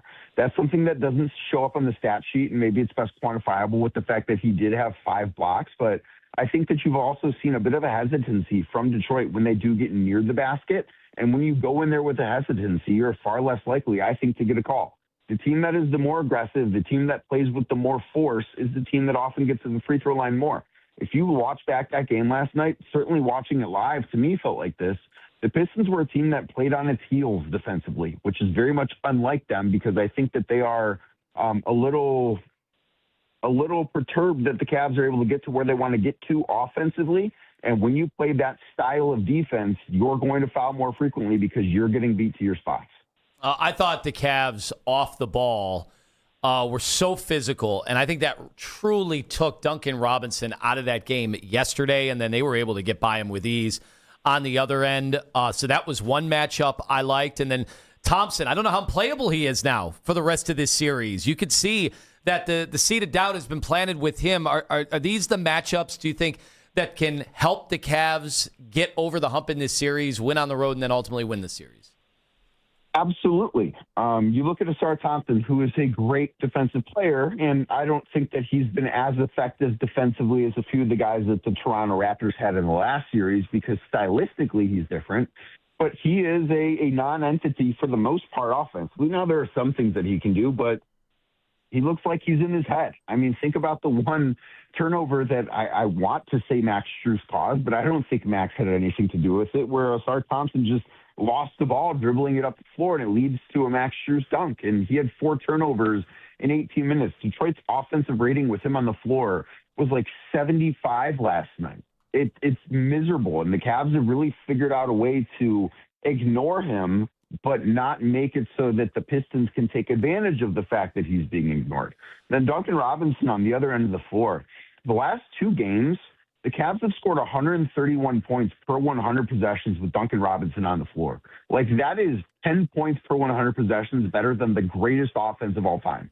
And that does speak to the fact that I think the last 2 games, one of the things the Cavs did was they did a much better job of picking at Detroit's weak spots defensively. Duncan Robinson is a bad defender. He's a great shooter, but he's a bad defender. Tobias Harris, in a lot of situations, is not a great defender. Jalen Duren has not been very good defensively in this series. The Cavs have done a great job picking the matchups they want, and I think a big part of it is because they've played with a quicker pace in these past 2 games. And if they do that, I think you're going to see J.B. Bickerstaff struggle to put a group of 5 players on the floor that can hold up on both ends, because I'm not sure that the Pistons have that. All right, I think the vast majority of people believe LeBron's coming back for another season, but it's where he plays. Do you want him back with the Cavaliers, or do you want to wait until the end of the postseason to answer that question, whenever that may be? I don't think that the Cavs should ever say no to LeBron James, and especially if – and we don't know exactly what this roster is going to look like in Cleveland next year. Nobody knows, right? And depends how this postseason finishes up. I think a lot of those decisions, like if they make their way to the finals and lose a competitive series, I don't know if you're going to want to change much. If they lose the next 2 games of this series, I think big changes could potentially be in store. So, like, we have to wait and see from that perspective. But if LeBron James wants in, and it would have to be at the right price, like, I don't know if the Cavs should try and move heaven and earth for him to return. And if he can have a similar role here that he did to the role he had in Los Angeles for the second half of this season, I think it'd be a fantastic fit. I think it would be everything that the Cavs need. I think it is something that could help take this team over the top should they need him But I don't think that they're in a position to where if LeBron James wants to come back and he's willing to play for the minimum or something financially that the Cavs could make work, I don't think they're in a position where they could say no. Now, for him, do you think that that's the best basketball decision for him? Because I actually think it's staying in Los Angeles. I think if he wants to win a championship, it's not being in Los Angeles. I think it's being here. I think that the Lakers are, I know, listen, they won a series. They looked better than the Cavs in the first round. They beat the Rockets in 6 games. I don't think that Lakers team is close to a championship. I think the role players need a pretty drastic revamp to get to that type of level. I think it's impressive that they were able to get as far as they did. I think it's impressive they were able to be as competitive as they were in the second round against the Oklahoma City Thunder, even though that series ended in a sweep. The fact that there were some close games in that series, I think, is a testament to just how good LeBron has been in this postseason. But I think that the Lakers probably need to take a step back for a year and be able to retool their supporting cast around Luka Doncic, around Austin Reeves, and I don't think LeBron has time for that. I think the Cavs are a better team than the Lakers right now. I think they'll be a better team than the Lakers next year, and I look around the league, and I'm not sure how many teams that are realistically competing for a championship make sense for LeBron James. And I also think that there's a legacy part of this too. Like, we've all seen the pictures of, Patrick Ewing and Hakeem Olajuwon playing against each other wearing a Raptors and a Magic jersey, and you're like, this just does not look right. I don't think LeBron should be somebody that wears that random jersey at the end of his career to hang on. Like, if he plays, I think it should be for the Cavs, or it should be for the Lakers too, don't get me wrong. But I think that is something that, at least to me, and I think a lot of fans, probably matters too. Danny, thank you very much for the time, buddy. We'll talk to you again soon. All the best. Thank you for having me, guys. Danny Cunningham, Locked On Cavs podcast. Outstanding stuff from him. Inside Shot on Substack, Cleveland Magazine, 92.3 The Fan on the Wise Heart Right. We make it right. Call Kyle Right hotline. Great stuff from him. The stuff about LeBron, that's not going anyway. I don't want to spend a bunch of time talking about that because we need this series because everyone needs to calm down. And do you agree with Danny? Is it time to take that soft label off once and for all? Ken Carman, Anthony Lima, live on The Fan. North.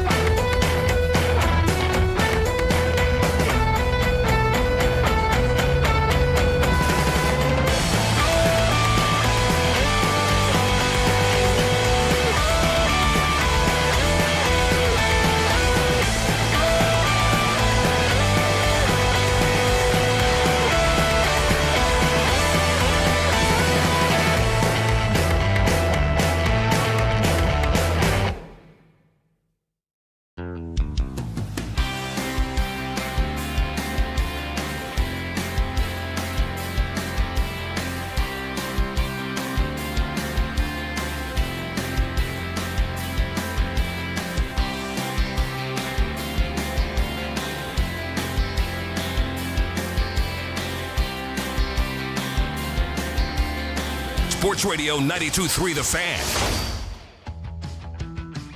What Evan Mobley did defensively, and I know that there has always been this narrative that the Cavs' bigs are soft. I think that needs to go away after this series because Detroit's bigs and Jalen Duren and Isaiah Stewart have made their entire reputation on being big and strong and physical, and Evan Mobley and Jared Allen, for that matter, too, have made those two look awful in the first 4 games.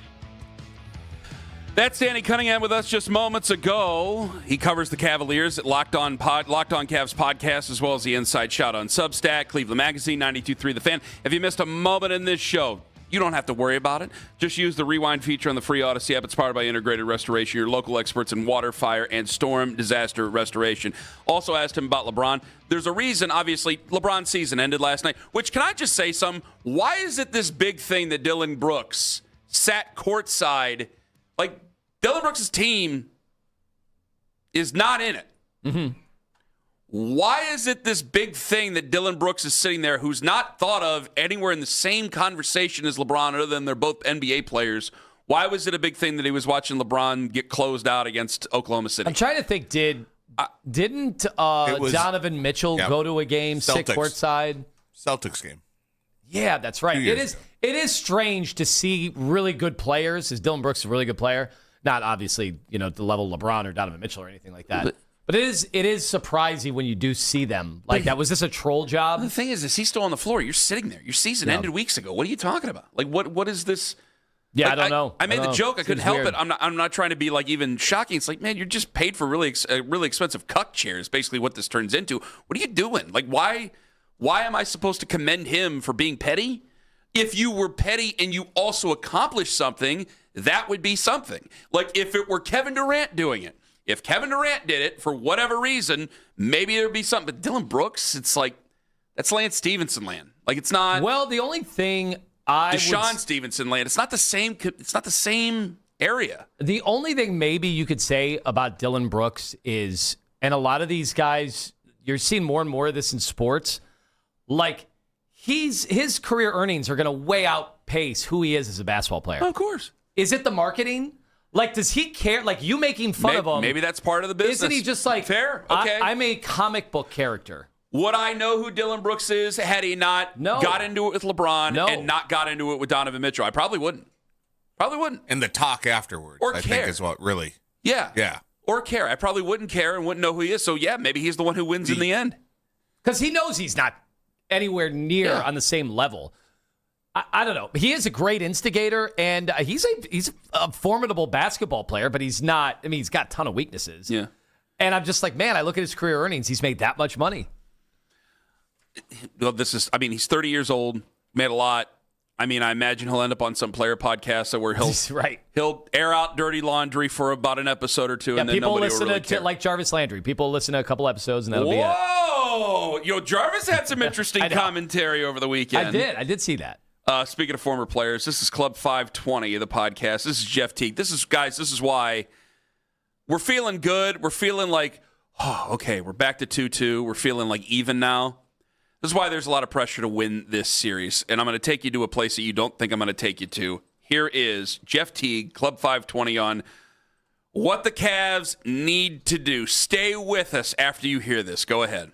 They wanted Evan Mobley and all their available first-round picks. They should have did it. I don't know what the Cavs was waiting on. Y'all be going to the finals right now. Bro, Donovan Mitchell and Giannis is crazy. James Harden? I don't give a whatever we would have to give. You could give them every pick we own for Giannis. He's that much of a difference maker if you already got a decent team. That's still Giannis. But if I was the Cavs, I would have did that. I would have gave up every pick and him for Giannis. Immediately. And y'all in a win-now mode, bro. You got James Harden, Donovan Mitchell, and Giannis. What we talking about? This is why you need to win this series, because I got to get to a place that's kind of a safe haven. I know the Knicks are a formidable opponent, and it even leads me into the conversation about the taking the softness away from the Cavs, where I didn't think they lost a soft series against Indiana. Indiana nearly won the NBA Finals, for crying out loud, last year, and I don't think they're playing soft against Detroit.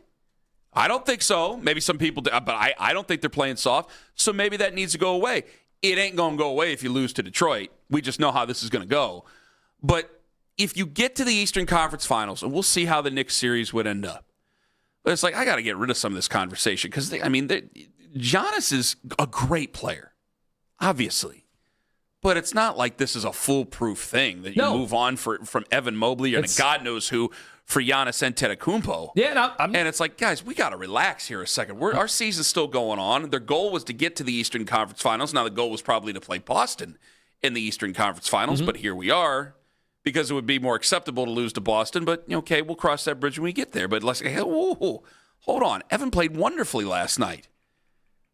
If there's a move that has to be made, fine, I'll make it. But I don't just want to go crazy and start trading people. The funny thing is, though, to try to catch up. I've said this on the air. The formula for a Giannis trade never involved Evan Mobley being bad. No. Like, that's the part of this that's so hard. Like, if Evan were terrible, and if he's bad in the final 2 or 3 games of this series, everyone's going to go, well, yeah, we need to trade him for Giannis. But also, Milwaukee might not want him. I don't know. And we might end up being prisoners of the moment here, but also that might change the way he plays in these final 2 or 3 games. Hopefully it's just 2 and we end up winning games 5 and game 6. But the way he plays for the rest of the series and then the way he would play against the Knicks, maybe it would change a lot of people's minds. I think over the wintertime when it's first brought out, it's like, yeah, you know what? We like Evan, but we got to do what we got to do. We got to go out and we got to get Giannis. I think that conversation can change still. And I think that conversation is changing even right now. You saw the 5-3-5, which we've been kind of making a joke here or there because it seems to be a stat that's pulled out of thin air. But okay, if you have something in common with LeBron or with Michael Jordan, that the first time that's ever happened since Michael Jordan did it in '97, all right, he played a hell of a basketball game, and he needs to be commended for it. Now, there's been a couple of turds out there that he's had to deal with and answer for, but I'm telling you right now, if you get to the end of this season and Evan Mobley's a bright spot, I think you're going to find a lot of people who don't want to move on for a 31-year-old Giannis who has been getting banged up here over the last couple of years. Yes, there's an inherent risk with it. There's no doubt. Obviously, Giannis is still, when he plays, he is a top 3, 4, 5 player every single year in the NBA. And that's without the ability to really shoot, which is kind of a big skill. So it shows you how dominant he is in other ways. And, of course, when he needs to, he can play world-class defense, too. He might not be doing it in the regular season anymore. But it's something I don't want to think about right now because my team just showed the signs of life I needed to see from my team to actually think they can make the deep run that I've been hoping and clinging to that they could be making this year. So I'm not thinking about Giannis today. Now, come and talk to me a week from now. Now, do we have to remove the soft label? Because I think our fans will be in a much quicker phase to remove that soft label. Well, actually, I don't know how the fans are going to react to that. I would think they'd be faster to try to remove the soft label. Well, so here's the question I do have. What? When you go to 7 games with Toronto, it was embarrassing, and I was not happy to see that series go 7. I'm not going to lie. But by the end of the series, did you not think we matched their physicality by the end? I thought we did. Which series again? Against Toronto. Yeah. Okay. Well, I don't think we were soft against. I didn't think we were soft in the end against Toronto. The last 2 games here in Cleveland, who was the tougher, more physical team? We were. So, look, I think it's going to be a catch-all. Whenever they eventually lose, and most likely the Cavs are not going to win the championship, I hate to break it to all of us. My expectations are not that this team is the best team in the NBA. But eventually when they lose, that's this catch-all term, toughness. And I do think there have been times when I've thought they were either mentally or physically not so tough. But I have to say, they've been able to match it. What part of Evan Mobley did not look tough to you last night? Nothing.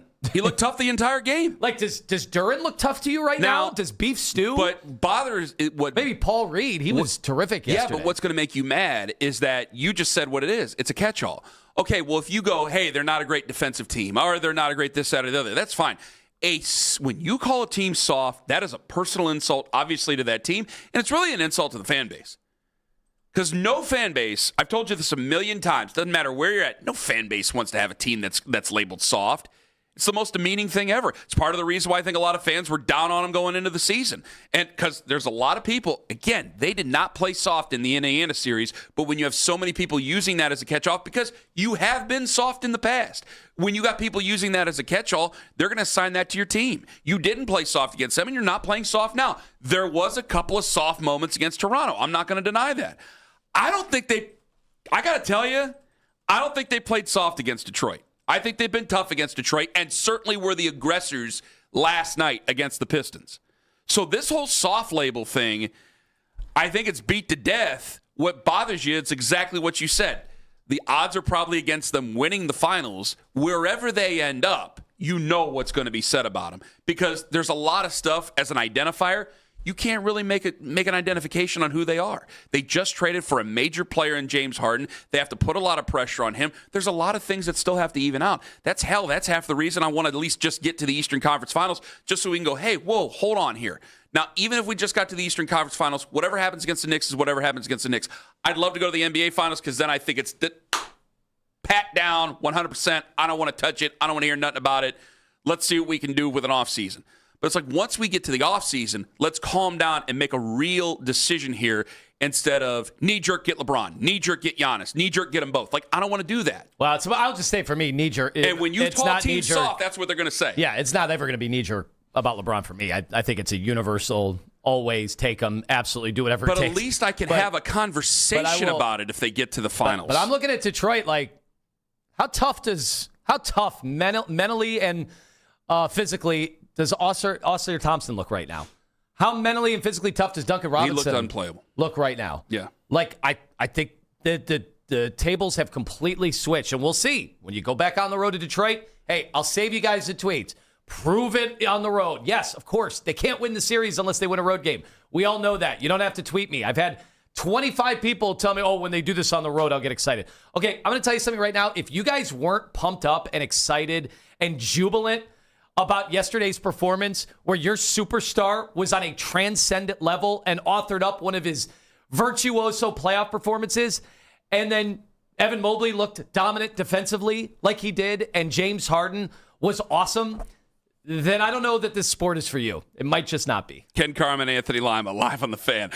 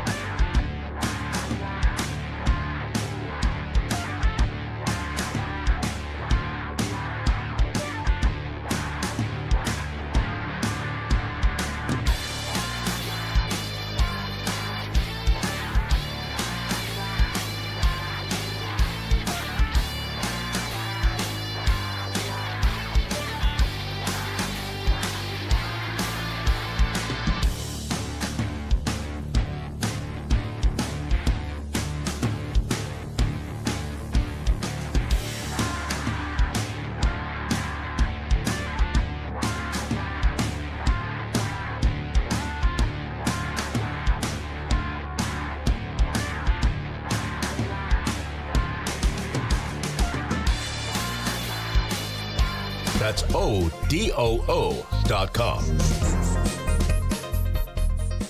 If you can't listen to us live, we've got you covered. You can hear the Ken Carman Show with Anthony Lima, Baskin and Phelps, an afternoon drive with Nick Wilson and Jonathan Peterlin as a podcast. Full hours, full shows. Find it all on the Odyssey app, Apple Podcasts, Spotify, and anywhere you get your podcasts.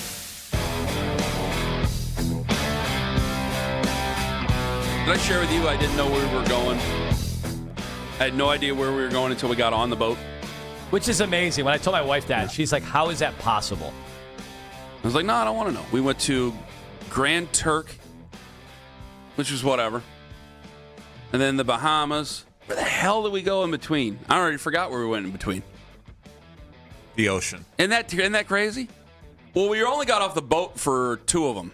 Mm-hmm. And then that's it. And we stayed on the boat for 1 of them. Well, I love your idea. There was 4 stops, and we only got off the boat for 2. Yeah, I love your idea about that. Like, these ships are so amazing. Mm-hmm. And it's so busy on these boats until everybody gets off, and then you have the whole boat to yourself. Yes, it's awesome. It is an awesome thing where it's like, hey, you kind of, because it's like you kind of got to wait in line for a couple things here and there, but usually they keep you moving. But when everybody's off, like on shore on excursions, like you got the whole cruise ship to yourself, and depending on like the Oasis of the Seas from Royal Caribbean, that thing's like the biggest ship in the world. So you got maybe the biggest cruise liner in the world, it feels like to yourself and a handful of your others. Also, the other observation. I didn't get a chance to make a lot of observations. The only other observation, we went out of Miami, and we drove by from the highway, which, oh my God, the amount of skyscrapers going up in Miami, Florida. Yeah, every year there seems like there's 5 to 7 to 8 to 10. Yeah. And I said it out loud. I go, wow, look what cocaine has built over the years. And I go, and people are laughing. I go, no, they'll say Reckless that to you. speculation. They'll say that to you. Half the people there will say it to you. The buildings will say that? Well, I don't know if the buildings will say it. Well, if the buildings are saying it to you, maybe you're on other drugs. They name they've run out of names, so they just use the drug names now at this point. It is it's insane. The to Yayo see. Towers were looking very nice. Even when I started going down there in probably 2010. Uh-huh. And I don't even recognize since 2010 what it looks like. Well, so I hadn't been down there since 2012 or 13. And the only other observation I had is how big the amount of skyscrapers there are downtown. And Lone Depot Park, there is nothing there that you would see from the highway or anything. Like, I guess there's the one thing that, because they're in Little Havana, so they have the one, like, statue out front, right? Other than that, I couldn't see anything from the road that would tell me that the Miami Marlins play there. 2-time World Series champions. I know 97 sucks, but let's call it what it is. 2-time. It's amazing when you say that. 2-time nothing champs. there. It just seems like it's this giant building. It looks, honestly, almost looks like a giant office building or like a giant parking garage. Like, there's nothing. Like, if you drive on 90, there's no doubt who plays in that baseball stadium. Even if you don't know baseball, there's no doubt who plays in that baseball stadium right along the highway. If you're just passing through, there's no doubt. Guys, when I tell you there is no visible signage, I mean there's nothing there. It's just like this building. It makes you think that the team moved or the stadium's not even done. And I've never been in it. You see the pictures from the inside. It's a relatively new stadium. It's obviously beautiful. It rarely gets used because not a lot of people go to Marlins games. I'm not taking shots. I'm just being honest. But I'm going, guys, put some signage there that you could see from the highway. Did you think about... You've won 2 World Series. Did you think about going to Doral? No. Go see the Blue Monster.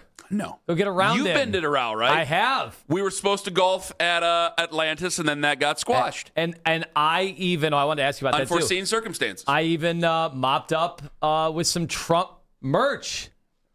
Are you wearing it now? No, I don't. Not right now. I thought you were wearing it now because you're wearing a golf. Okay. Oh, that's the Wynn Golf Club that you pay like $5,000 a round or something. Yeah, I don't do any of this stuff anymore. Congratulations on all your success. Oh, you have kids. That's what happens. But you missed out on your golf round. No big deal. Did your buddy still go? Yeah, he went with his son. His son's a really good golfer. They had a thing where I think on the front 9, a PGA Pro or a Club Pro went with you, and then you played the back 9, just him and his son. And I've now heard 3 different pros who've talked to my buddy AJ, and they were like, "Don't mess with your son's swing." Yeah, just leave it. Like, you need the help, but don't mess with it. Everything he's doing, nope, don't touch it. I mean, he is I'm going to be proud someday I took that kid on his first golf outing. There you go. We all win. I'll remember you when. I will be proud when the Cavaliers finish off this series.